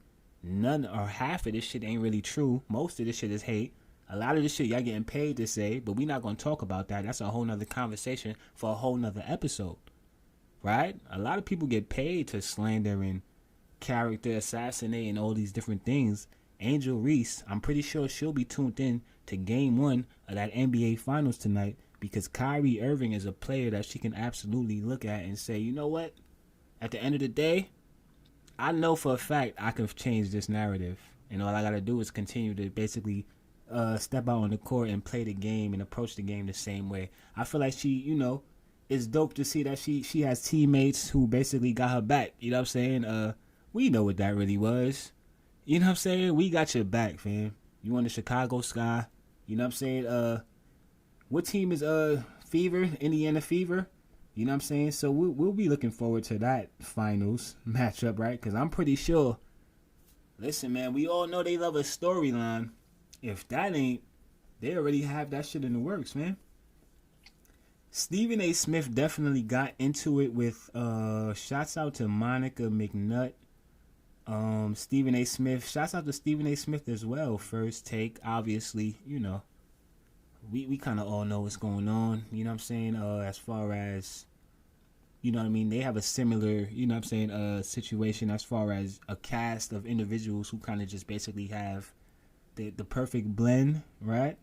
And I'm not really sure what took place and why Monica McNutt and Stephen A. Smith basically got into it on air.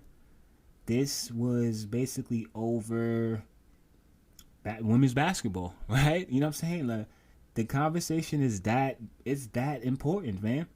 You got co-host and shit basically going back and forth and having on-air spats live on air and shit. We talk about women's sports more than First Take. Stephen A., respectfully, with your platform, you could have been doing this 3 years ago if you wanted to.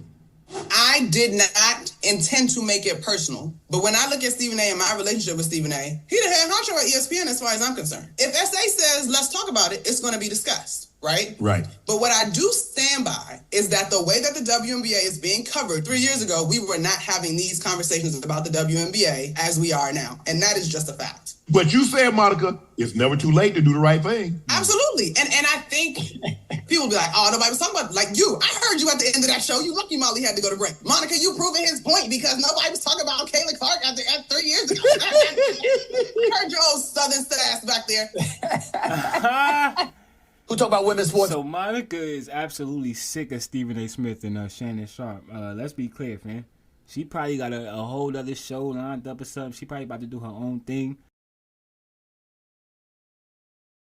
Once again, this is the Everybody Can't Go podcast. #1 independent podcast on the planet. You know it, I know it. Episode 68, clearing the cachet because everybody can't go. You just can't go. You can't go. I'm clearing the cachet. It's so important, man.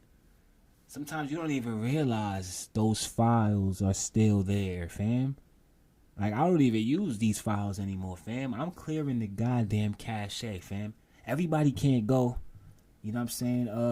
I feel like at this point, we discussed Angel Reese. Okay, are we still on women's basketball? Yeah, I think that's all we have for women's basketball this week. Obviously, stay tuned, keep it locked. WNBA, look out for all of the exciting, amazing games, great matchups. I might really need to I'm gonna go to a WNBA game at some point. The New York Liberty, they right there at the Barclays Center, fam, and it'd be a lot of people. Like, they really are drawing. They selling out arenas and shit. I actually forgot about this. I was probably gonna completely leave this out. But Anthony Edwards definitely did. So this is the thing, right? Anthony Edwards is, obviously a rising star in the league, tremendous talent. We kind of already see the trajectory and, basically the direction that he's getting ready to go in as far as, being one of the faces of the NBA. I say all that to say this. What Anthony Edwards is going to have to realize is that, everything that you do and everything that you say at this point is basically magnified. And apparently, Cameron basically felt like he had to address Anthony Edwards in a freestyle because Anthony Edwards addressed Cameron in a commercial. Now, this is a commercial, I guess, for one of his, I'm assuming for his new shoes or something. I would assume this is what brand is he on? Is it Adidas? So this is a new Anthony Edwards commercial. What's up with the machine, though? That's for my receipts. Receipts? Yeah, I hear all the hate. Yo, Ed, Carmelo said, are you committed to really going out there and being the face of the league? Because they throwing that term around too loosely. Okay. Cameron said, to me, he's an all-star, but not a superstar yet. Buddy. It is what it ain't. What else they say, Slick? The most overrated athlete. Oh, this is a good one. Does he really love the game? He doesn't look like he's even in a good enough shape. He's just wrong. I'm noticing he complains a bit. What happened to the next American prodigy? Kevin Wild said, I ain't trying to rub it in, but they saying this the furthest y'all gonna get. It's only the beginning, because I'm not who they think I am. I'm better. Believe that. AE1s. Okay, so that was the AE1s brand new Anthony Edwards Adidas commercial ad. Obviously, I just played it. He mentioned a few names there. I don't know. I have mixed feelings about this. As a podcaster, right? Just me knowing and understanding the importance of basically establishing a brand, right? They definitely, they kind of, they shitted on Cameron's brand, right? So before we even play this, what I will say is I do feel like he was 100% absolutely justified to respond, basically to somebody, you shitting on my brand at the end of the day, fam. And if we doing that, if y'all doing that, then I'm doing this. Brand new Cameron freestyle. Let's get it.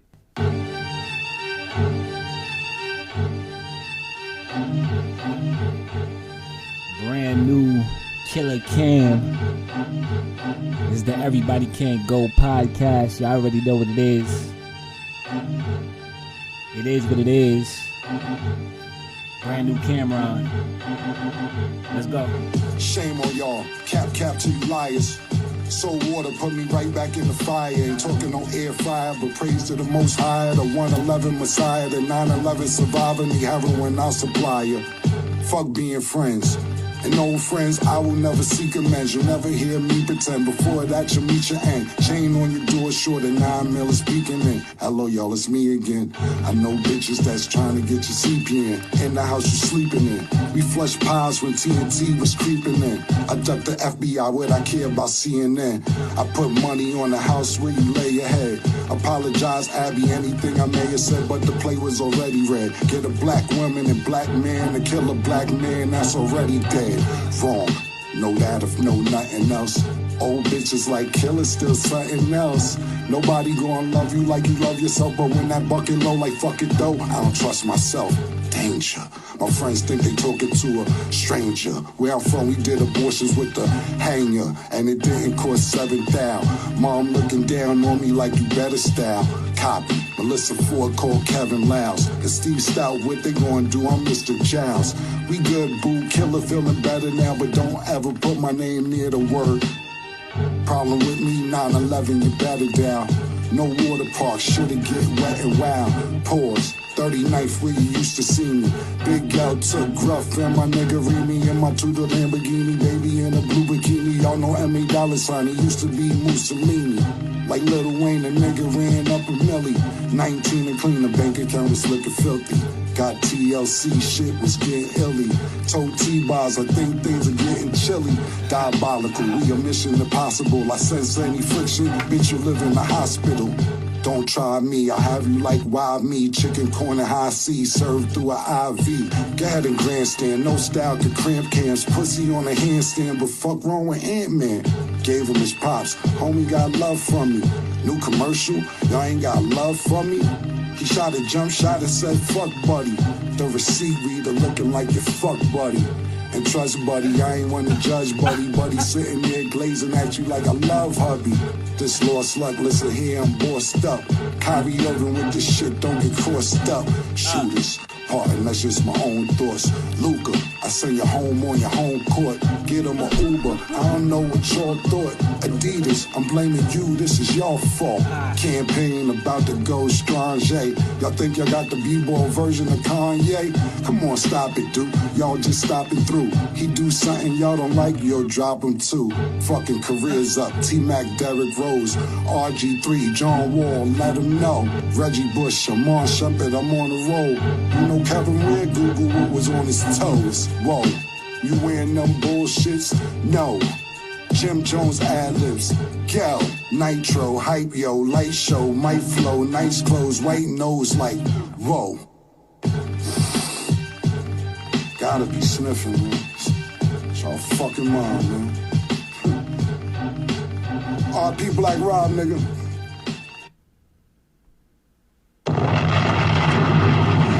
Brand new Cameron, Killer Cam. Shouts out to the It Is What It Is podcast. Yeah, that was, you know, that was just Cam being Cam at the end of the day, man. We not gonna really, I don't really feel like, at this point, I feel like Cameron is just at a point now where him and Mace, they just kind of having fun, man. You know what I'm saying? They already been through their wars in hip hop, and I don't really feel like anything is serious or real serious when it comes to, you know, he definitely, he kind of violated him. I didn't really hear the lyrics. Like, he said something, I don't know. Anthony Edwards and Cameron run into each other in the club, which I think gonna happen, fam. Anthony Edwards, he jumped kind of high, so I would just assume that, I don't know, he's pretty athletic.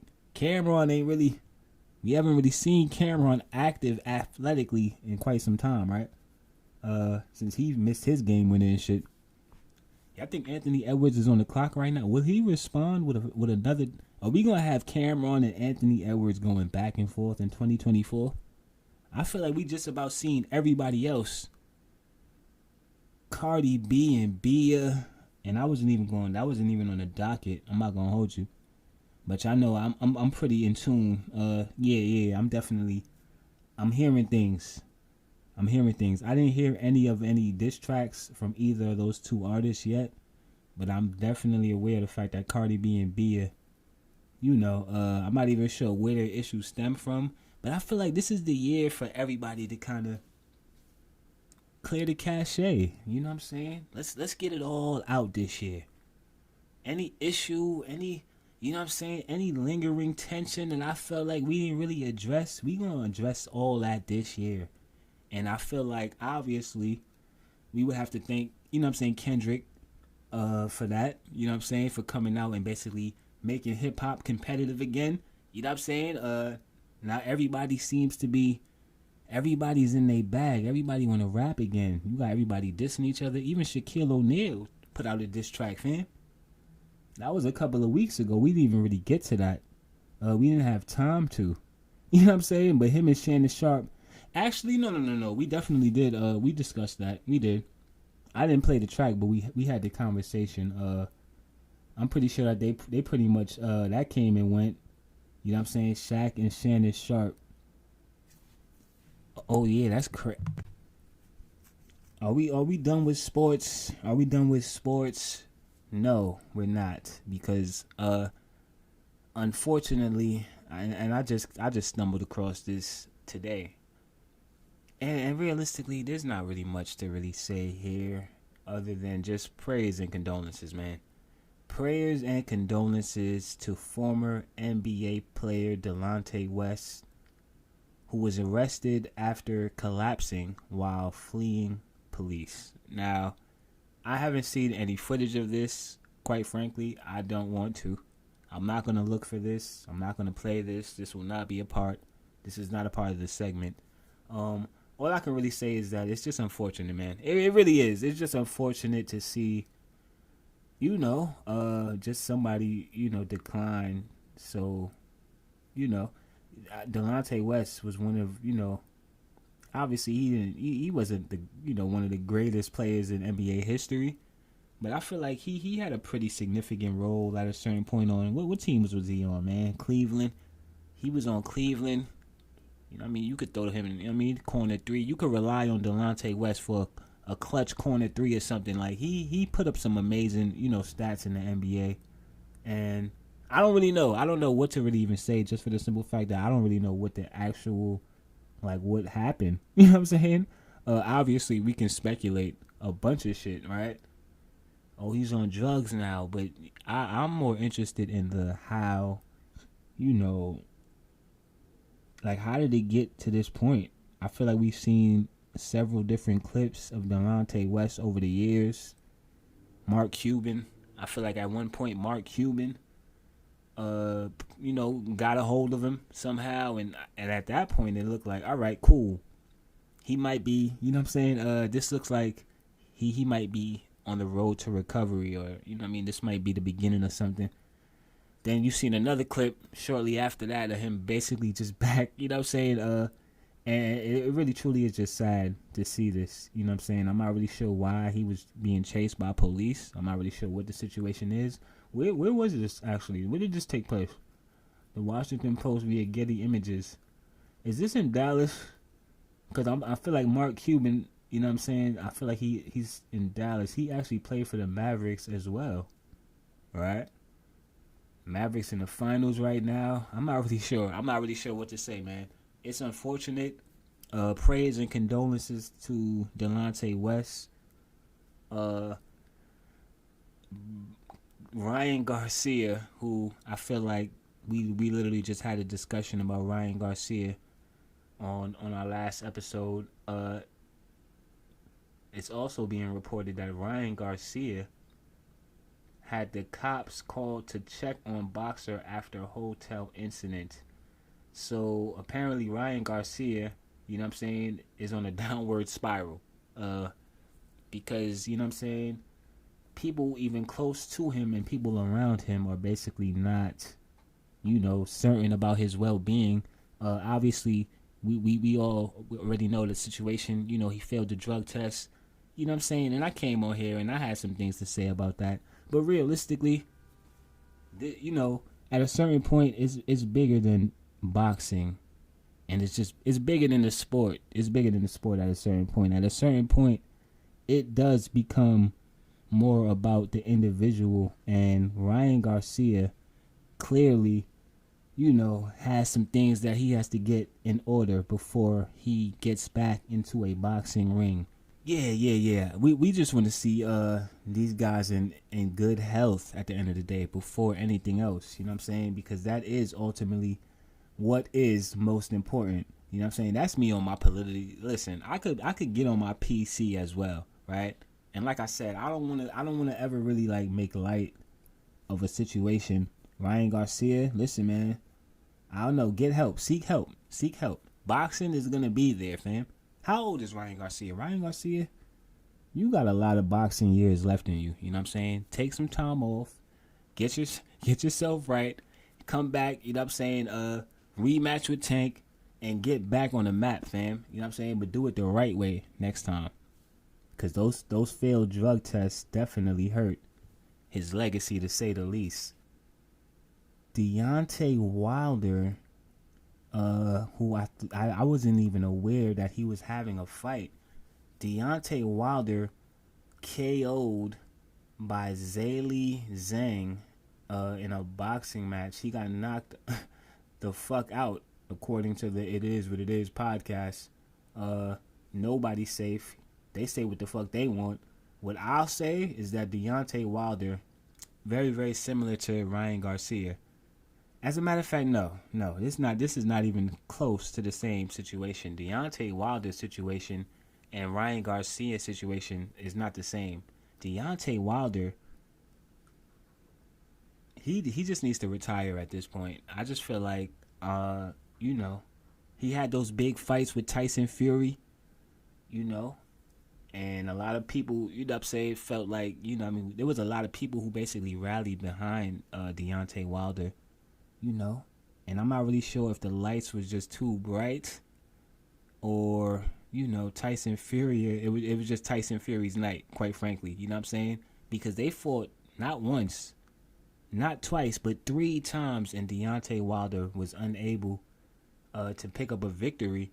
I feel like those losses kind of hurt him, and he wasn't really the same fighter after those fights with Tyson Fury. We already know that Deontay Wilder, you know, we know his boxing history and his pedigree when it comes to basically, you know, his knockout power and his punching power and his ability to go in the ring and, you know, be explosive. But at the same time, I do feel like, yeah, we just didn't really see, you know, any real level change from Deontay Wilder. In other words, he came into every fight with the exact same mentality and the exact same strategy. Now we're at a point where now you are becoming a victim to your own game. I never thought we'd see Deontay Wilder get knocked out by a fighter who we've never even heard of, quite frankly. I'm pretty sure that Zhilei Zhang is, you know what I mean, he's probably that guy in Japan, right? He's probably the face of boxing out there. All I'm saying is this, fam. Is there actually highlights? Let me pull up the highlights of this, because I actually didn't see this. The thumbnail is crazy. You got him right on the chin, man. Hold on, let me get this ad out of here. Come on, man. I love how all of the ads get paid 4 times faster with QuickBooks. They put the fucking long Make ads, invoices easily payable and get paid on the go. Transition. So look, this is Deontay Wilder. Down goes Deontay Wilder. Versus Wilder Zhilei getting Zhang. knocked out by Zhilei Zhang in round 5, the fastest loss of his entire boxing career. Started his career 42-0-1. Wilder has now lost 4 of his last 5 fights. As for Zhang, it's the 22nd knockout of his career. He improves to 27-2-1 overall. And for more on the big heavyweight showdown in Saudi Arabia, we say hello to CBS Sports Combat Sports analyst Brian Campbell. Okay, BC. An absolute... Okay, this is Saudi delivers every single time. Trying to come up and see tight there, Wilder. And that's dangerous for Wilder to leave himself exposed. So right now, Zhilei Zhang is backing Deontay Wilder down. He has him in the corner. Jeez. And he's rocking him. Living dangerously. Just like that one.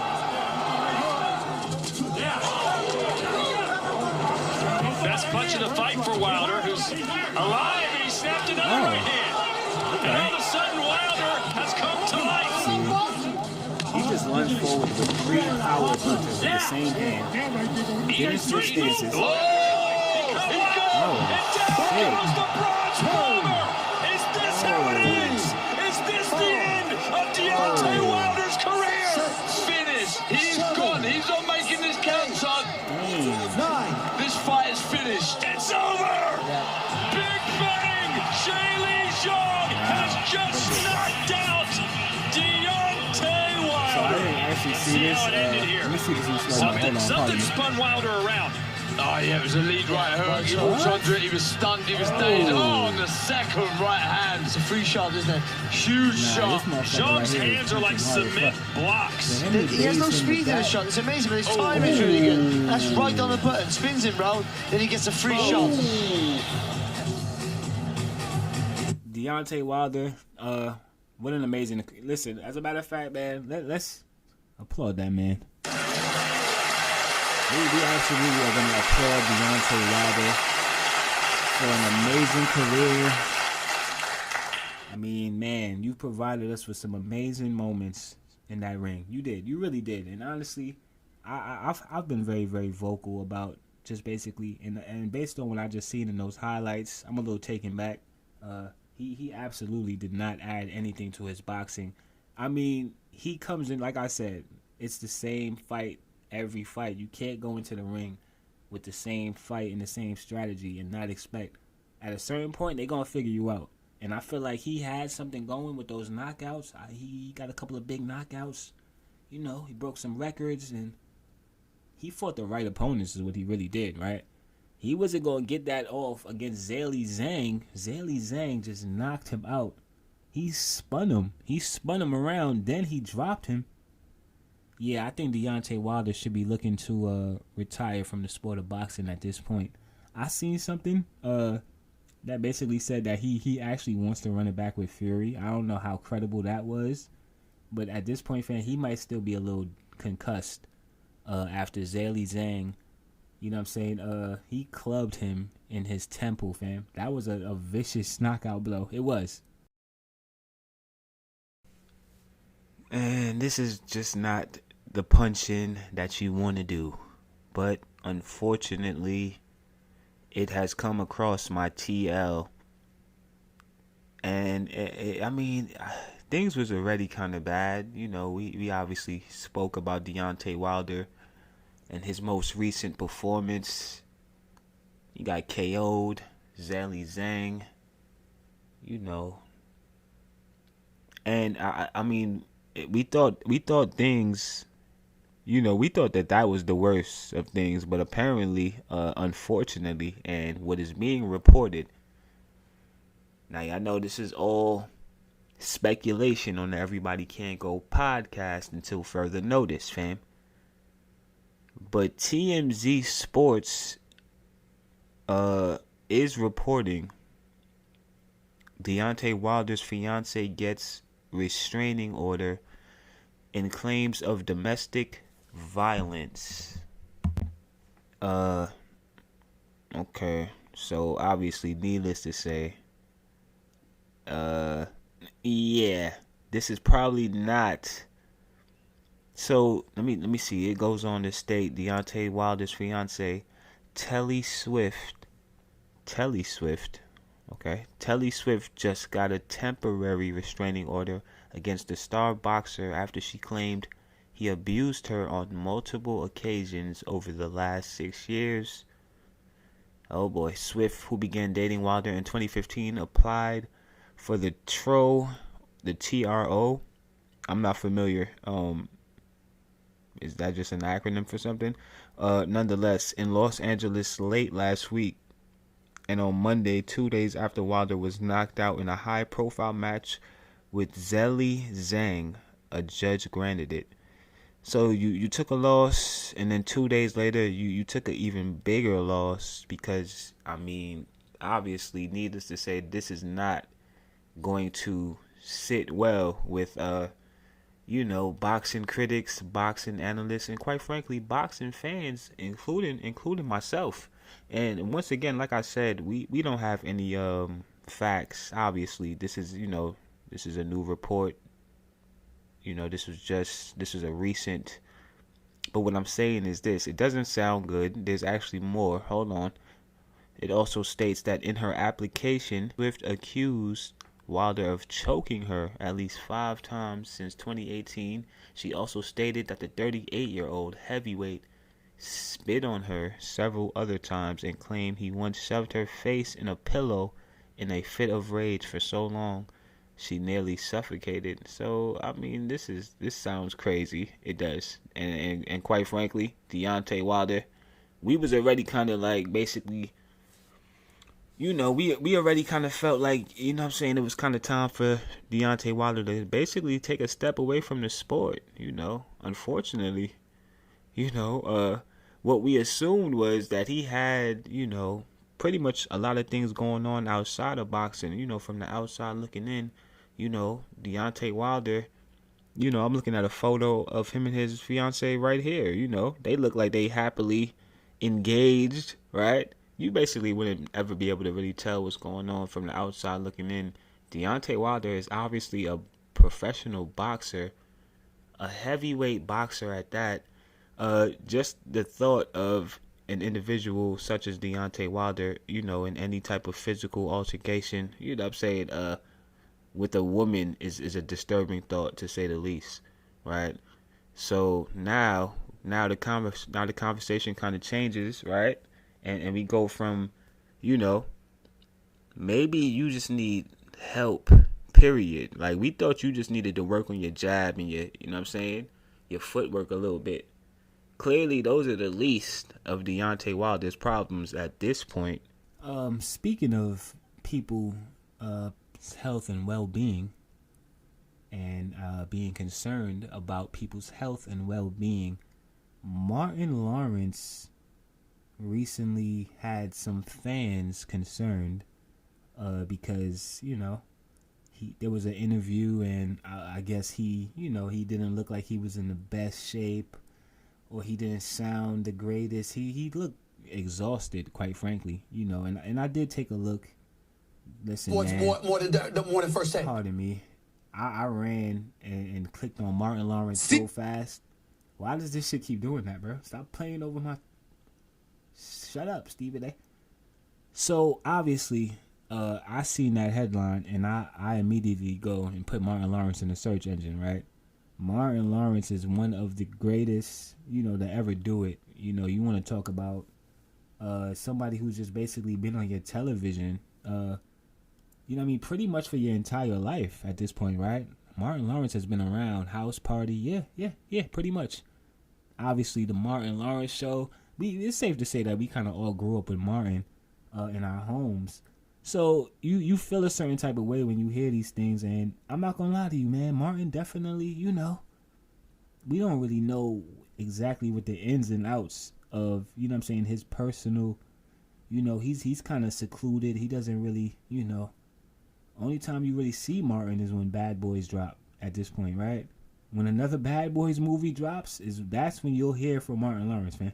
Outside of that, every now and then you might see a comedy tour or something like this pop up. But Martin Lawrence has you know, done a complete 180 as far as, you know, being the voice that he once was. So I feel like with all of that, right, and when you kind of just look at how, you know, you do see there's a decline. There is a decline, right? He definitely, you know, does seem like he's a little, you know, I don't know, under the weather. Huh? He might have the flu. We don't know what's going on. Listen, fam, we had a pandemic. It could still be some remnants of COVID out here. He might have had COVID. I don't know. We don't want to assume anything, you know what I'm saying? But I feel like, let me go ahead and play this though. Let me see. And Martin, is that what everybody's taking? You on the balcony waving to people, you looking around? Were you looking around like, yo, this is massive? People took it like something was wrong with your health or something. I was like, oh, this is rock concert stuff. What the hell is going on? I was like, for a movie? I was like, oh my goodness, man. Host Ebro would then take the opportunity to ask Martin if there's anything he wanted to say to the people due to their concerns. In regards to his health, Martin said, I'm fine. I'm in God's hands. I'm blessed. You know, I'm glad to be waking up every day and everything. No need for people to be concerned. And I'm healthy as hell. Stop the rumors. Worries over Martin have been an underlying narrative on social media. The man is healthy. Let's stop speculating and let's stop being concerned. I think it's dope that people obviously, you know, care, right? And you're so beloved, and you know, if anything, he probably feels flattered more than anything. I'm sure, right? Like, damn, people actually are concerned for my health. But I will say though, I'm not really sure. He does sound like, I mean, that could just be some good kush too. Like, every now and then I sound like that. You know what I'm saying? I snap out of it though. When you on the press tour and shit, then he's waving to the fans. I don't know, man. Martin Lawrence, you know what I mean? Listen, man. We all need to be monitoring and watching our health at the end of the day, realistically, right? You know what I'm saying? I feel like Will Smith, Bad Boys 4. Is that what's coming out? Bad Boys 4. I haven't even really... listen, man. After Bad Boys 2, I just kind of feel like, you know what I'm saying, I didn't really need anything after 2, fam. And if you ask me, Bad Boys 1 will forever be the best Bad Boys. I don't care how many more y'all do. I don't care how much CGI y'all add to this shit. Y'all could bring The Rock in this shit. I don't care, fam. There will never be another Bad Boys. It's, you know what I'm saying, that nothing beats the original, right? We talking about Martin in his prime, Will in his prime. Wasn't nobody concerned about his health then. And realistically, you probably should have been. Because that nigga was outside wilded in the 90s. And that was my, you know what I'm saying, health concern segment. So Ryan Garcia, Martin Lawrence, and who else? Deontay Wilder, fam. Prayers and condolences for all three of those gentlemen. So look, I feel like, all right, at this point, I'm not even going to hold you. I've been dying to get to the new music. New music segment. Okay, so look. New music. What we got going on, man? A little bit of everything. Hold on, let me clear up. All right, yeah. I've been dying to get to the new music segment. Let's get into some new. Why am I saying it with like a K? Hold on. Alright, so what we got here, man? New music. Let's talk about it. Let me see here. It's been a lot, you know. It's always something going on in the music industry.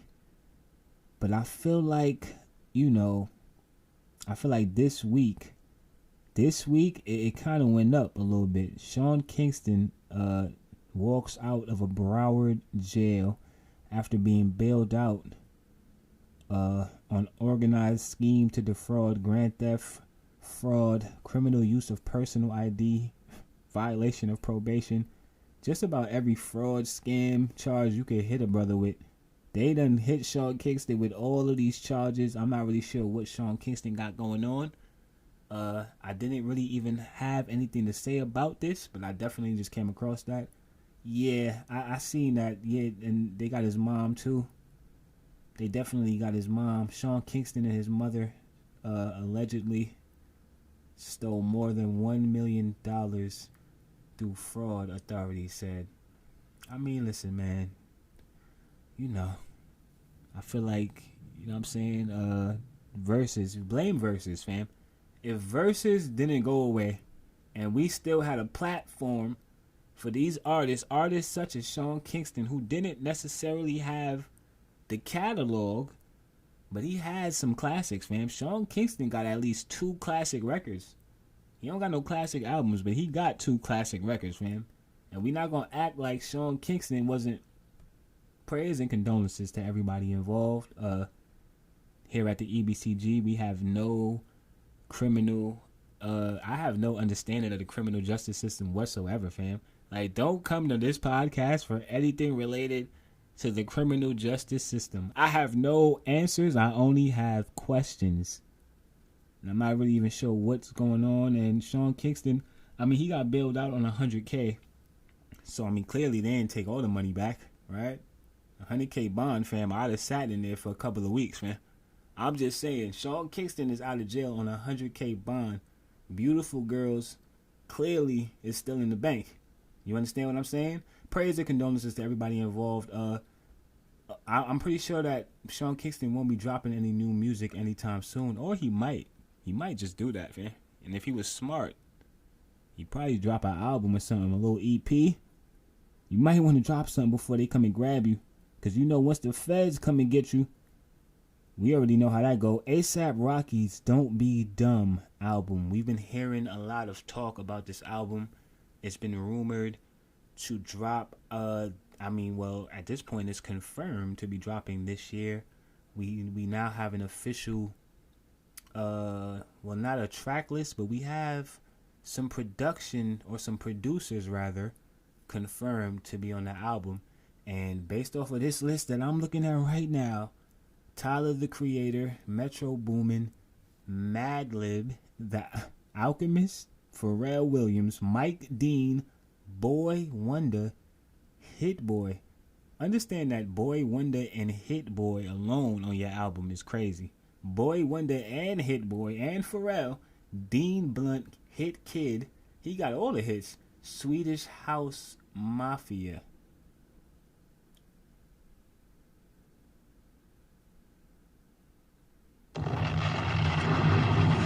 I'm not even gonna hold you. I'm looking forward to this album right here. And that's not a very, that's not often that you basically, I mean, we don't get an ASAP Rocky project often, right? So I can't even necessarily say what I was getting ready to say, just for the simple fact that ASAP Rocky, they talk about Kendrick drop every 5 years. ASAP Rocky's last album was in 2012 or something crazy, man.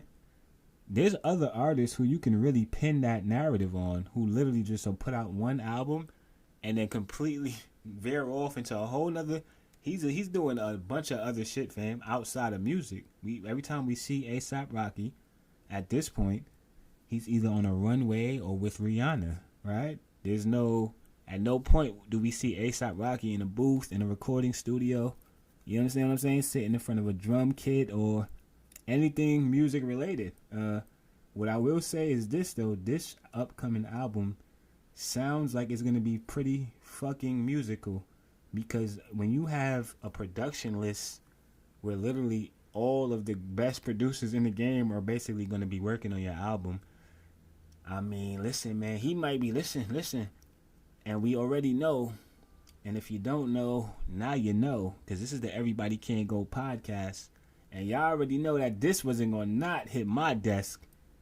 Kendrick Lamar confirmed to be working on a new album in 2024, of course. That's important to state for obvious reasons. We know that Kendrick Lamar is notorious for basically creating great moments in hip-hop, moments that go down in hip-hop history and shit, like moments that you can completely take advantage of and drop 3 albums for real. He could really drop 3 this year, and all 3 of them might. And realistically, I already confirmed this about 15 episodes ago. You can go back. It's archived. It's there. We kind of already was hinting towards this a couple of months ago. But it is dope to see that now it's officially being confirmed, because Terrence Martin, shout out to Terrence Martin, you know what I'm saying? He, obviously has, worked with Kendrick Lamar over the years. And if it's coming from him, just know that, yeah, that album is on the way, That's one of his in-house producers. That's pretty fucking dope. He also announced a concert, and this concert is actually set to take place. I'm not even gonna hold you, fam. I might need tickets to this, right? It's not even really a might, fam. This shit is gonna be in California, Juneteenth.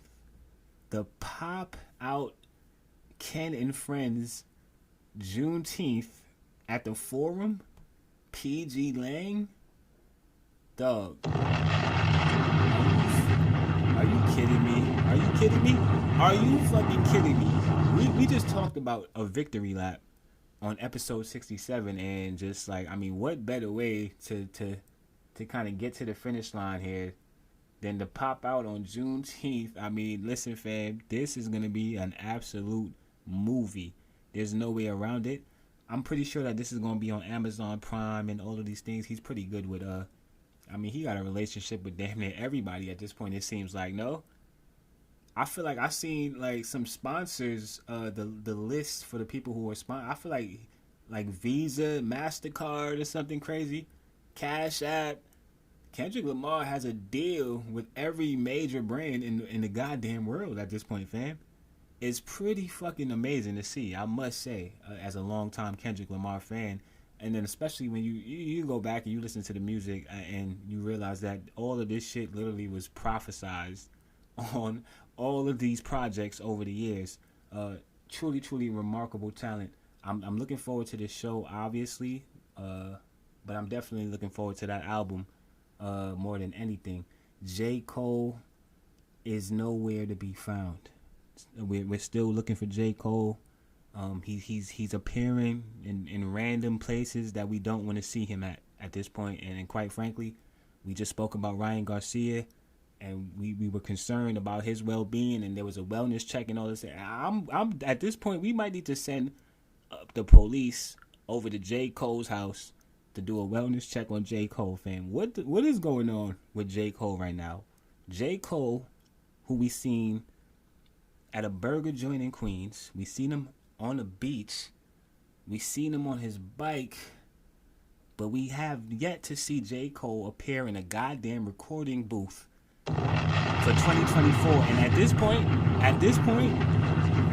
got me ready to pack you up, man. I'm not even gonna hold you. Drop the album, fam, and stop playing, fam. I don't care if you got embarrassed, and give us the exact same album that you intended to give us, fam. Because at this point, you're not telling me he didn't change the whole album. He changed this whole album, and I already had a theory. Well, really, it was a recommendation for him to completely just scrap the fall off concept and just drop something else, right? Maybe we hold the fall off for 2026 when we really are looking to actually exit. You understand? I don't know, fam. But we talking about new music, and I can't even insert J. Cole into the conversation. You got to understand that as a J. Cole fan, that kind of hurts a little bit, right? 3 months ago, fam, when he was putting out those snippets. I don't know, man. I don't know. J. Cole nowhere to be found. Kendrick Lamar is everywhere. Drake, I mean, at this point, like, I'm not even gonna hold you. There is no real correct way to segue into this. There's not. I'm not gonna hold you. I paused up. I was getting ready to go take a walk around the block for this. I'm not gonna hold you because, I mean, man, Wagwan Delilah, brand new Drake, and at this point, I'm not even sure. Like, is this like a practical joke, fam? Is this punked? Is Ashton Kutcher? Is this the relaunch of MTV's Punked, fam? Are we bringing back? This has to be some kind of a joke. And realistically, obviously, you know, this the thing, right? Snow D, 4Y, and Drake. I'm not even sure if I just said that correctly. So this is not actually a Drake release. Then this is a feature. Okay, so this is a brand new Drake feature. And the name of this record is Wagwan Delilah. Yeah, I mean, like I said a couple of episodes ago, I'm draked out. I'm draked out, fam. I'm completely draked out, and I wouldn't mind just not, you know, having to basically say Drake for the rest of the year. Unfortunately, I'm a podcaster. I mean, I love doing my job. I love the gig. Don't get me wrong, right? I love what I do, and podcasting is amazing. It's great. I mean, it's basically opened up so many doors, and I mean, I can't really say enough about this. I love this game, but Drake as a topic, you gotta understand, coming off of 3 classic episodes where I completely predicted this entire situation from top to goddamn bottom. Right, you gotta understand, like, being so far ahead of this situation. It's really been years, but we're not gonna talk about that, fam. Go back to the YouTube videos for that. Right, we kind of been ahead of this for. It's just like, for me, I don't really. I'm over it. I'm over it. Kendrick, I mean, one is an understatement at this point. He about to pop out Juneteenth. We gonna see Kendrick Lamar perform Not Like Us for the first time, and it's gonna be on Juneteenth. I mean, I just feel like, I don't know, man. You couldn't have really wrote the script any better than this. I mean, it's literally. So with that being said, Drake, you can't count Drake out completely, can you? Drake is always going to find a way to. He's going to get himself in the conversation one way or the other. And even though, despite the fact that you just took, I mean, one of the worst, the most embarrassing upset, not even in hip-hop, just in any competitive forum. Like, just in competition, fam, in competition history, where 2 opposing entities went up against each other. Like, we talking about dice game, card game, Monopoly. This is one of the worst losses ever right here, fam. You talk about top 100 albums. This is in the top 100 losses in history for Drake right here. We've never seen anything like this. He's come back out. I mean, first it was the Sexy Red feature. We kind of already, you know, that's a thing of the past, episode 67, you know. But now we have new Drake. And the name of this track is Juan Guadalaya. Hold on. I don't know how to say it, bro. The name of this track, I think, is Wagwan Delilah. Let's take a listen. Brand new Drake featuring Snowdy. Well, actually, no, it's him featuring Drake. Let me not do that. And I don't know how to say this nigga name. Snowdy 4Y. So this is Snowdy 4Y featuring Drake. Wagwan Delilah. Everybody can't go.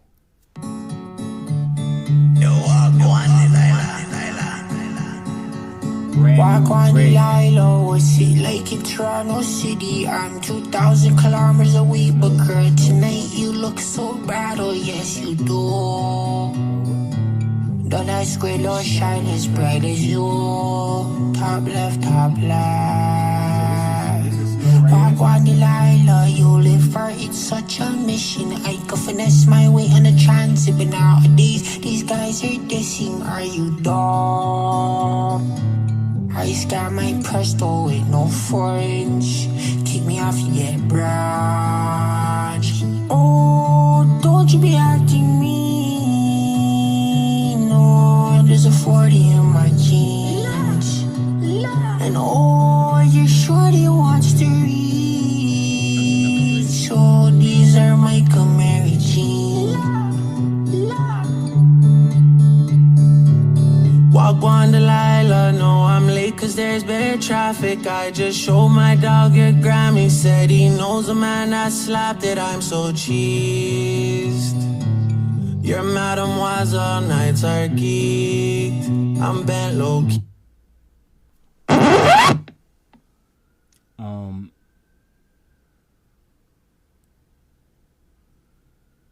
On behalf of the EBCG podcast, the Everybody Can Go show, we just like to take this time to apologize to any of the viewers who got to this point of the episode and had to abruptly click off because, quite frankly, I mean, dog,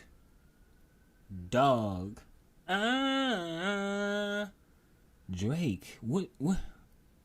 That wasn't even Drake. That was Aubrey Graham, fam.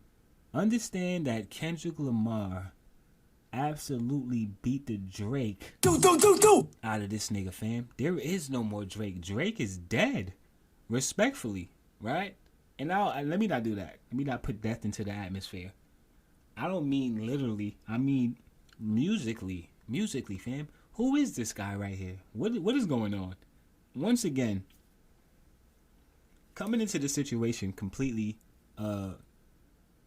you know, there was just certain things I couldn't really predict, right? Let me just say that. Yeah, sure, I was ahead of this. I really was, though. I mean, listen, man. I could have really retired after, like, episode 66. I was thinking about retirement, fam. I was like, damn, like, I'm really ahead of everybody, low-key. And I just feel like if I don't get a statue by the end of 2025, fam, I don't really see the point in doing this anymore, fam. Yeah, I'm not about to be putting out. I'm just saying, fam. I'm just saying. I'm listening and I'm watching, and I don't quite really understand Wagwan Delilah. I don't understand what I just listened to. I feel like at this point, this might be a rebrand, I guess. You just call it, I don't know. Don't call it a comeback. Call it a rebrand, nigga. I don't know what this nigga's doing. He's rebranding himself into a worse version of himself. I don't know what's going on, man. I don't know what's going on. I don't know what's going on. You don't know what's going on. Drake don't know what's going on, fam. Because it's leaks and reference tracks. Still, to this day, we was just talking about Deontay Wilder. To this day, we still getting reference tracks and leaks from Drake. And, you know, I feel like at this point, it's truly just, you know, it's sad. It is. It's sad to see it, man. An artist who had so much potential. I mean, man, so much potential that guy had. And we're not going to act like he didn't accomplish some shit. Like, he did. He did what he had to do for the time that he had, you know. But at this point, I just don't see a scenario where The only way that Drake can redeem, he don't even look the same anymore. He done lost weight. He just posted something. Oh yeah, that was the other thing. He definitely, he deleted all of. I mean, listen, man. Everything is all gone. It's all of it. He deleted Family Matters, The Heart Part 6. Anything negative that he had to say to Kendrick Lamar is officially deleted off. Like he doesn't even want to be associated with the Kendrick Lamar diss track anymore. Understand that the very guy that said nah, you following through. Remember that line? How many people still playing that record right now, by the way? By a show of hands. Anyway, it's just, I mean, listen, man, I can't gloat enough. I really can't. I don't really want to see, like, the guy, like, out of, I would like to still see Drake, basically put out music and shit like that. I do. You need that balance. You know what I'm saying? What's that line? And mumble rappers only exist because I need balance. That's a King Los bar. Shouts out to him. And I know it's a lot of people looking at King Los funny in the light right now. We might have to delve into that on a later episode because realistically, I do feel like it's kind of crazy how people... Anyway, that's a whole nother conversation, right? But King Los is absolutely that guy, fam. Regardless of his affiliations, you know what I'm saying, with individuals who we don't necessarily deem to be that guy right now, right? And we're not going to get into that again. I didn't really want to speak about it at all, but I feel like obviously, yeah, let's just keep going. Let's move past that. Kendrick Lamar, Drake, listen, man, he removed all of the tracks, and at this point, yeah, I don't know. I do want to see him continue to put out music. I feel like that balance is important in the game. You know what I'm saying? You need Kendrick Lamar, you need Drake, you need Cole, you need Lupe, you need, you know what I'm saying, variety. But dog, if you're gonna be putting out this, if this is where we go, if this is the what he said in the post, summertime vibes, this is not a vibe. This is not a vibe, fam. It's not even sunny outside right now after I just played that. It started raining. It's literally, understand that it's raining right now, fam. There is no summer vibes while Wagwan Delilah is playing in the background anywhere, fam. Not even in Toronto. Like, I don't understand. Sexy Red is low-key starting to look, I don't know. I see her, you know what I'm saying? She posted up with Shawn Michaels. They singing the sexy boy theme and shit. I do feel like low-key, I'm starting to look at Sexy Red in a slightly different light. Understand, follow me here. Follow where I'm going with this. What I'm basically saying is this. I don't necessarily feel like, I just feel like, think about it. The WWE. What is the WWE? What are they known for? They've created a bunch of fictional characters, right? Made them larger than life. Put them on a pedestal. They create fiction, right? And it's a lot of fictional, basically, characters, right? Sexy Red recently, made an appearance at WWE. This was a couple of weeks ago, but I feel like we was just talking about Drake, and what better way to segue from Drake? You know what I'm saying? Sexy Red, I feel like they're, at this point, they're damn near like, they damn near like besties, fam. If they not fucking, I don't know what they on. But Drake and Sexy Red, that might be a new tag team in the WWE. He should have went with her, realistically, fam, to get some fans back or something. You go to the WWE, that's like a shot of steroids to your fans is gonna go up after that appearance, fam. But I feel like Sexy Red, all I'm basically trying to say is I can't see a scenario where there is a method to the madness now, right? And seeing her with Shawn Michaels, you know what I'm saying? One of the greatest wrestlers of all time. We gotta just give credit where credit is due. Yeah, absolutely. Once upon a time, I was on that. And Shawn Michaels might have been the Kendrick Lamar between those ropes, fam. He was that guy back in the 90s and shit. Like, it was Martin and then it was wrestling. You understand? Like, Shawn Michaels was definitely that guy, right? But seeing Sexy Red, I feel like she's on to something here. And she might low-key be a marketing genius. On the low, though. low though, like it's not really a known thing. I'm like, I might be the only nigga with this take, but I'm just saying I seen something in that clip that showed me another side of Sexy Red, and all I'm saying is this: I will be paying attention, fam. You know what I'm saying? I feel like yeah, she's that will be sampled at some point. You know what I'm saying? I see what's going on. Quid pro quo. You know what I'm saying? You come, pull up, let us body slam you or something, drop kick you and all that, and we'll give you the rights to this theme and shit. I see that happening at some point. Hopefully Drake is not on there though. He probably will be. Too sexy. Didn't he already do something that was along the lines of, I'm not gonna hold you, fam. New music. So look, Kendrick Lamar, new album. Obviously, we couldn't be more excited for that. I kind of alluded to the Drake reference tracks. Yeah, so a couple of more reference tracks, you know what I'm saying, got released and all that. And at this point, it's kind of just like, it's like taking candy from a baby. It's just like, it's too easy now, right? To just keep using this, you know what I mean, to basically try to discredit. At this point, we're kind of all, I mean, it's the reason why we picked Kendrick Lamar to win this whole thing in the first place. This nigga does not write a lot of his music. I just don't see how how did we miss that? You know what I'm saying? Like that's the situation, guys. He doesn't write. He doesn't write everything. He might write some things. He might have he might insert a little, but I don't know. Mob Ties. Now listen, Mob Ties personally is not on my playlist. Like I might have never even heard this. I'm sure I did. Let me play a little bit of Mob Ties. Actually, I'm gonna do. Actually, I'm not gonna do that. I'm not gonna play that. What I will do is I'll play it later and shit. But I don't know what record this is. But I mean, he didn't write it. Okay, cool. I mean, This not really breaking news anymore. Is what I'm saying. Party Next Door wrote it. I mean, okay. Oh no, he didn't write it, but did he leak it? Is that what they're saying? So Drake got beef with a bunch of niggas, man. Listen, fam, you can't shit on niggas and expect for niggas to not want to come back and shit on you at some point, fam. I can relate to that. I'm pretty sure we can all relate to that on a certain level, right? We all have a teacher or something that we just like, all right, fam, at some point it's gonna happen, fam, or whatever it is, right? Like I'm gonna spin the block on you to show you that you should have never crossed me and you should have never tried me, fam. I'm not really sure what you thought this was. For real. However, at this point, it looks like there's a few motherfuckers that you could add to that list when it comes to Drake, fam. There's a lot of people.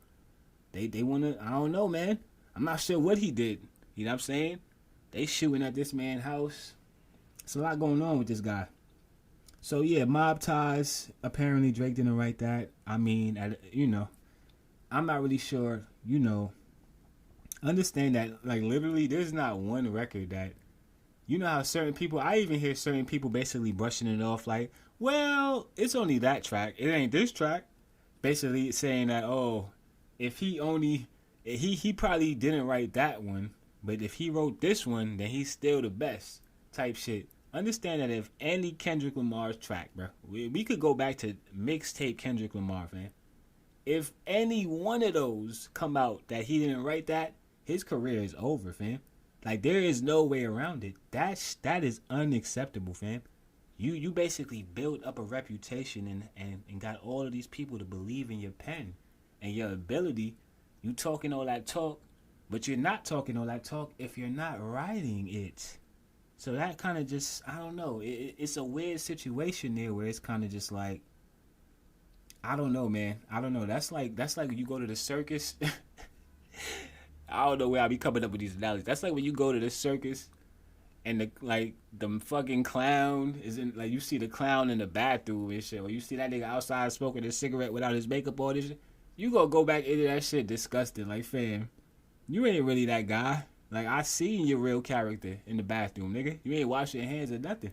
Drake is the clown in the bathroom who didn't wash his hands right now. And I'm not really sure how I landed on that. But quite frankly, that might be the best goddamn take that you're going to get this week, low-key. But we're not going to talk about it. Episode 68, feeling good, feeling great. This is the Everybody Can't Go. Number one independent podcast in the world. I've been saying it already. Appreciate you all for tuning in. I mean, if you got to this point in the episode, I mean, listen, fam, I'm doing something right, fam. I'm tired of hearing my voice right now. It's 2 hours and 40 minutes in. Then I gotta add a little segment. Okay, that's production talk. Let's keep that off of Mike. Drake is wilding though. It's actually sad. This might want to. I mean, listen, man. I don't know, man. This up here. That shit might go down. This shit up there with Tupac and Biggie, nigga. This is tragic. Very tragic situation here. With Drake. Are we gonna get off of that for now? I'm pretty sure that at some point we'll have to come back and something gonna go down, fam. That nigga just look crazy right now. Rakim set to release his first solo album in 15 years. One time for the God MC. Rakim. Come on, man. Listen. Rakim, I mean, enough said.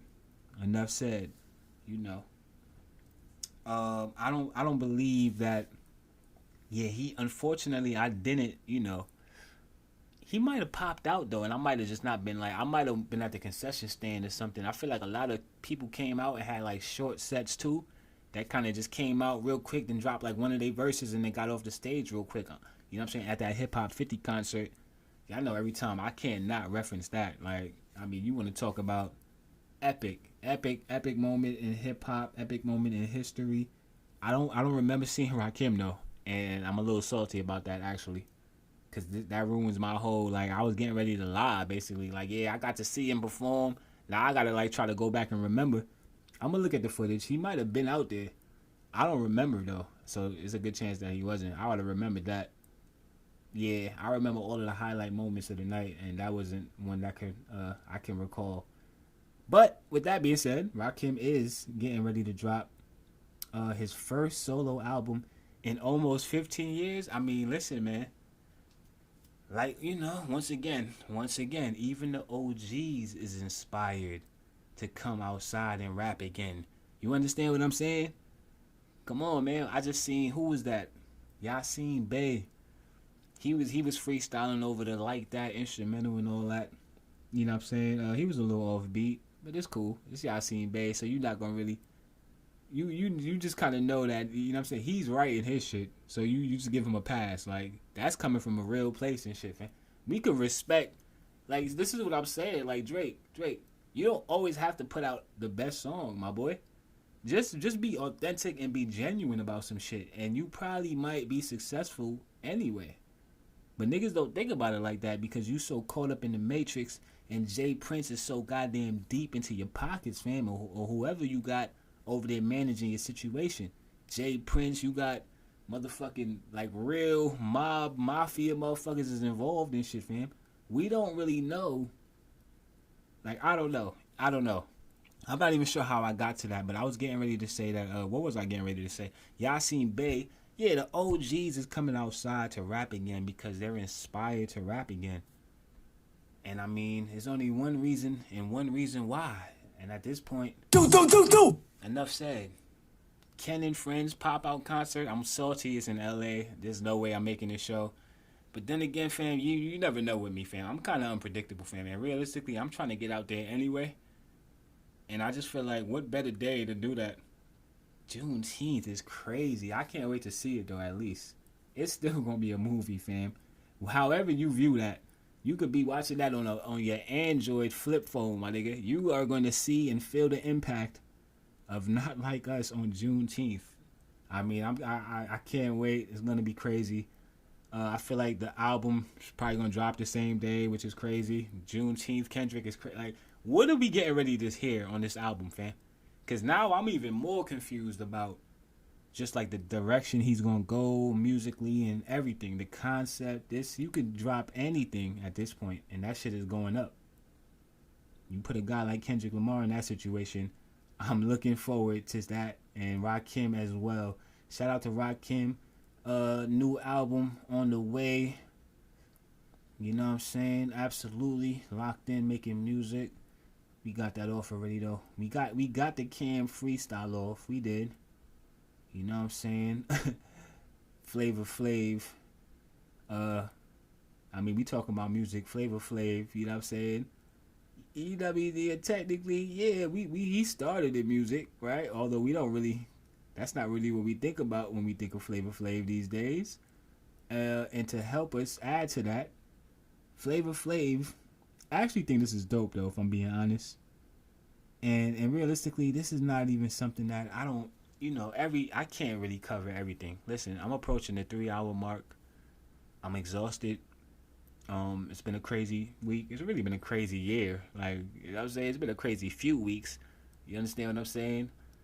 But Flavor Flav, so it apparently Red Lobster, reportedly is going under. Red Lobster is basically set to hit bankruptcy. More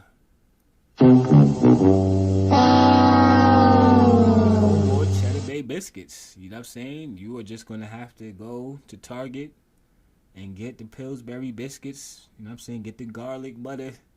You know what I'm saying? You have to just figure some shit out in aisle 5 at this point if you want those. And if I'm just being completely honest, Red Lobster going under is not really that. I mean, number one, I don't really care at this point. I just feel like there's so many food options now. Like, my body not even the same. Like, my body doesn't react to those biscuits the same way anymore. If you still on, them biscuits are so good, like, fam, go vegan, fam. Put the bread down, put the carbs down, fam. You know what I'm saying? And get your body right. We started this off talking about health and shit, right? And Martin probably was eating too much goddamn Red Lobster, fam. Now, Red Lobster, though, I'm not going to act like, obviously, this is like a cultural staple and shit, like in the black community, low-key, fam. We all could remember a night or two where, like, you know what I'm saying, those trips to Red Lobster basically meant everything. You know what I'm saying? But at this point, I just feel like, dog, like I said, once again, I know how to make biscuits now. I know how to make them now. I don't really need to go there to sit there for y'all to bring me the basket and y'all taking long. I'm looking, I'm paranoid. I think my order coming and it's not. I don't need to be going through that kind of trauma at this point in my life, fam. I will go and buy the ingredients and make my own goddamn biscuits, fam. The seafood is not really that. We don't really go there for that, do we? I was always trying to get a burger or something, like, realistically. Like, let me get a burger and some biscuits, fam. I don't really want all of this shrimp Alfredo. They don't even have the best seafood. I feel like the sea is disgusting at this point. It's probably time for Red Lobster to go under, fam. Is what I'm really saying. Flavor Flav, not on his watch. Puns intended. Not on his clock. Flavor Flav is basically taking it upon himself to become, you know what I mean? He's the savior. He wants to come in and he wants to save Red Lobster from going under, fam.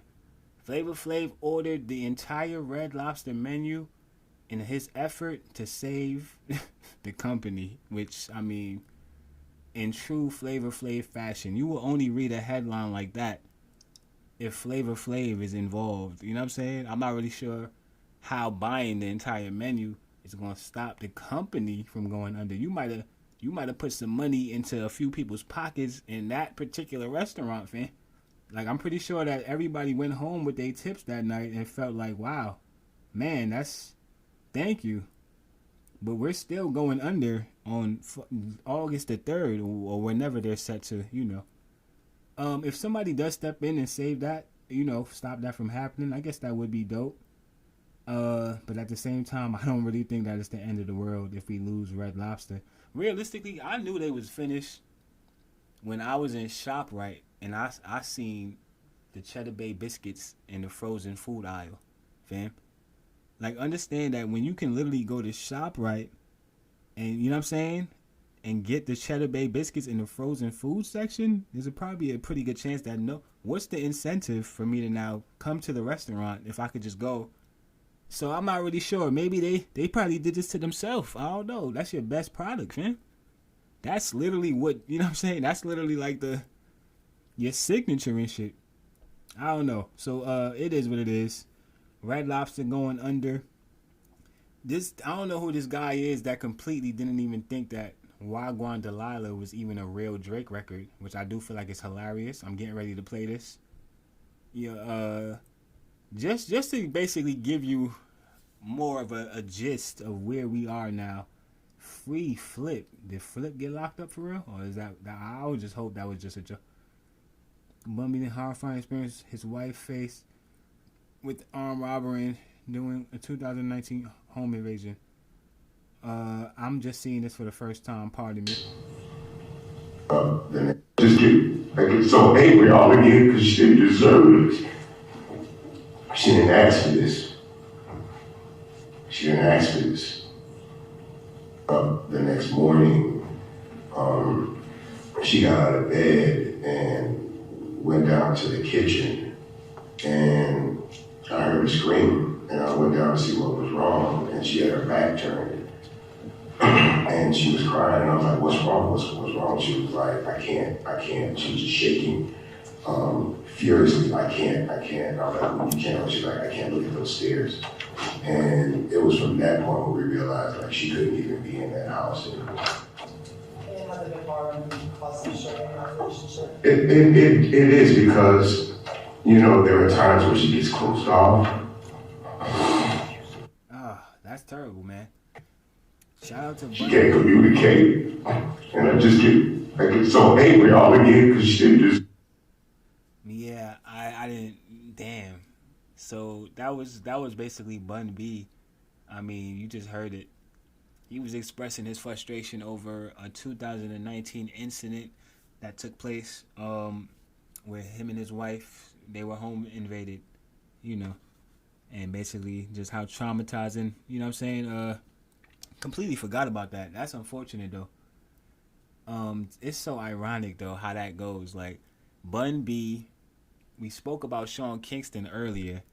Like, understand that Bun B and Sean Kingston, I actually forgot about that one. He got 3, low-key. He got 3 or 4 classics now. Because then he got that other pop one. Everybody now. He got like a little EDM bop. He got the Beautiful Girls bop. Then he also got the Bun B collab that I absolutely used to have on repeat, my nigga. Yo, that's gangster. Should we outro with that? Just because? Because I promise you, I played that song over. I might have hit 100,000 plays on that, fam. Me alone, fam. I might have made that shit went gold because of me, fam. I don't know what it was, but at the time, y'all know how that go, man. Certain time period where just a certain melody kind of just got you through some shit. That shit, I fuck with that track though. Shout out to Bun B, and prayers and condolences to his wife, obviously, who is clearly still dealing with that, unfortunately. Yeah, seeing Bun B and cry, I've never seen Bun B get emotional. So that was just, I had to play that real quick. I was actually getting ready to play something else. Now I forgot about what was I getting ready to. Let's just go through some of these. So, okay. Michigan man who went viral for tuning into court while driving has been arrested again. And has never had a license in the other 49 states and commonwealths that form up this great union. He has never had a license.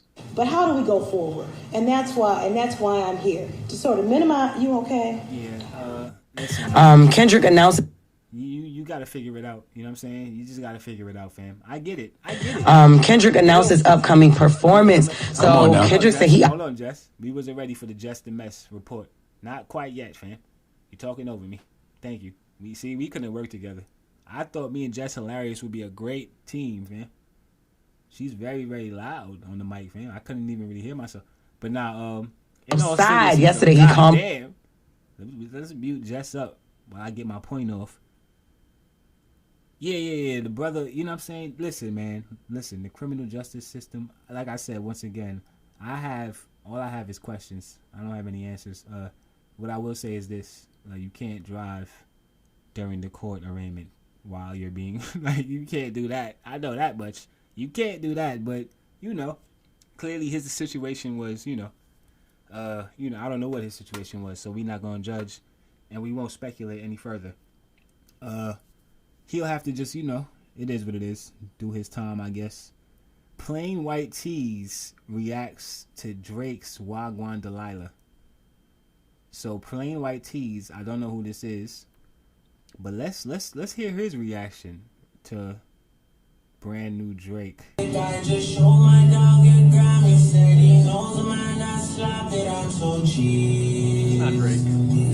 You're looking sweet. It's crazy that everybody thinks that it's real. Yeah. Like, There's no it fucking seems ways. like it's very obvious. Yeah. I don't know. Now, what I will say is, what I can never tell anymore is what anything, if anything, is real or like. This does seem like a genuine. Like he really didn't realize that this was Drake. He thought it was a joke. You know what I'm saying? Buddy turning up to Not Like Us on the stage. I'ma do my stuff. Why you trolling like a bitch? Ain't you tired? So every time I see one of these, I'm gonna stop and watch it.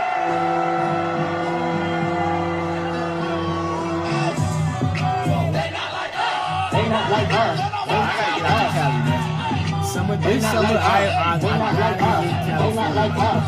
one time, Compton on y'all, and you know I'm doing a pod. If I touch down in Compton, fam, the live pod, y'all will get the visual episode. That will be the debut visual episode live from Compton. Yeah. Don't be surprised if we have some special guests on that episode. Do. If you catch my drift, Ken and Friends, huh? That shit is gonna be a movie, man. I feel like at this point, I mean, I smoked y'all again, and I'm still sitting here like I've already understand that we already at a point now.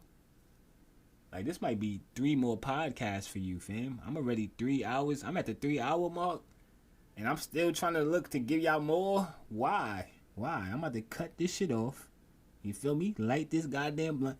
Oh yeah, that's a fact. Ice Spice is also dropping. Yeah, I feel like this is definitely new music material because Ice Spice, we all know her, right? Shout out to Ice Spice, absolutely dominating the game, dominating the charts and shit. Is this the album cover that I'm looking at right now? I would assume that it is. Standing in front of the train. I mean, obviously, we know that Ice Spice doesn't really she doesn't wear pants. So, yeah. Just assume that the cheeks is out on the album cover, right? We kind of just knew that was probably going to happen.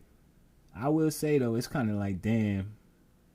At a certain point, you're going to have to turn around. Like, you know what I'm saying? Like, and just be who you are and kind of present. You know what I'm saying? We get it. And I do feel like, listen, man, it is what it is. But her debut album, I'm dyslexic. So Ice Spice is dropping her debut album on July 26th. And the name of the album is Y2K. Let's clap it up for Ice Spice. Gearing up to drop her debut album. Highly anticipated. Y'all already know we will be back with the review. I think, because there's a lot going on this year. Quite frankly, this shit might get swept under the goddamn rug. This might have not have been the time for the debut. You probably waited too long. But we will see. You know what I'm saying? That's yet to be seen. I feel like we're done with the new music. Okay, so we also have a new biopic in the works. And Kendrick Lamar is set to be featured on Pharrell Williams' upcoming biopic, a Lego movie, Piece by Piece. And that's set to be released on October 11th. Okay, that's pretty dope. Let's go ahead and applaud that man. Absolutely. Pharrell Williams, one of our great talents. Absolutely. Shouts out to Pharrell Williams. Looking forward to that, the release of that biopic. I feel like I came, I saw, I conquered. Episode 68. I feel like we gonna park it here. So yeah, episode 68. That's a wrap. Getting ready to park this. Once again, I appreciate everybody for tuning in. Y'all already know Everybody Can't Go is the name of the show. WILLMATIC. I am your host. Until the next time, peace, love, and prosperity. 1.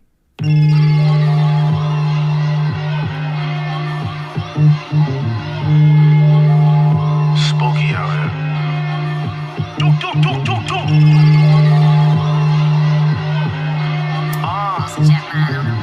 Told that little bitch you win when you sin.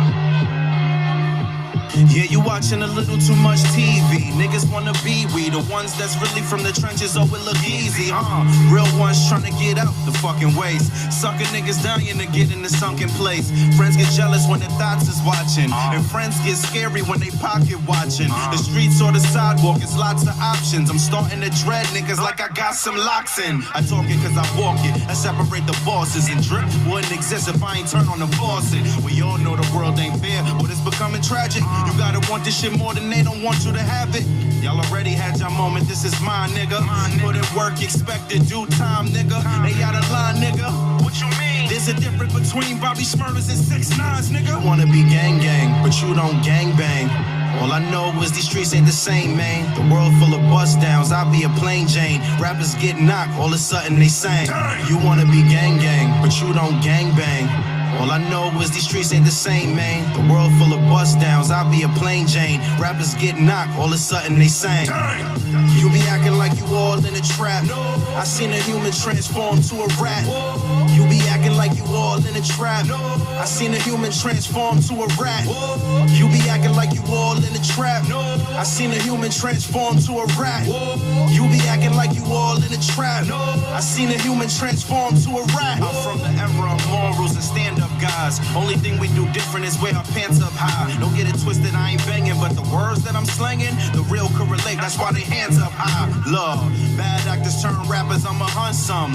And that so-called smoke, yeah, I want some. Soon as they feed you what you dishing, you don't want none. They must have ran out of the cloth that I'm cut from. I make wages by performing, I break stages. You get your confidence by tweeting from fake pages. We are not the same, don't ever play me though. Time to face the music like you staring at a radio. Ain't got the stomach for the trap, you'll be hella sick. You see, I'm 10 toes forever with my ghetto clique. The streets ain't a hobby you pick up for the hell of it. They let the ratchet go like they broke up with a ghetto chick. You wanna be gang gang, but you don't gang bang.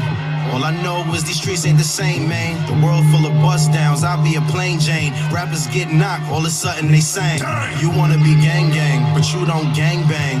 All I know is these streets ain't the same, man. The world full of bust downs, I'll be a plain Jane. Rappers get knocked, all of a sudden they sang. You be acting like you all in a trap. I seen a human transform to a rat. You be acting like you all in a trap. I seen a human transform to a rat. You be acting like you all in a trap. I seen a human transform to a rat. You be acting like you all in a trap. I seen a human transform to a rat.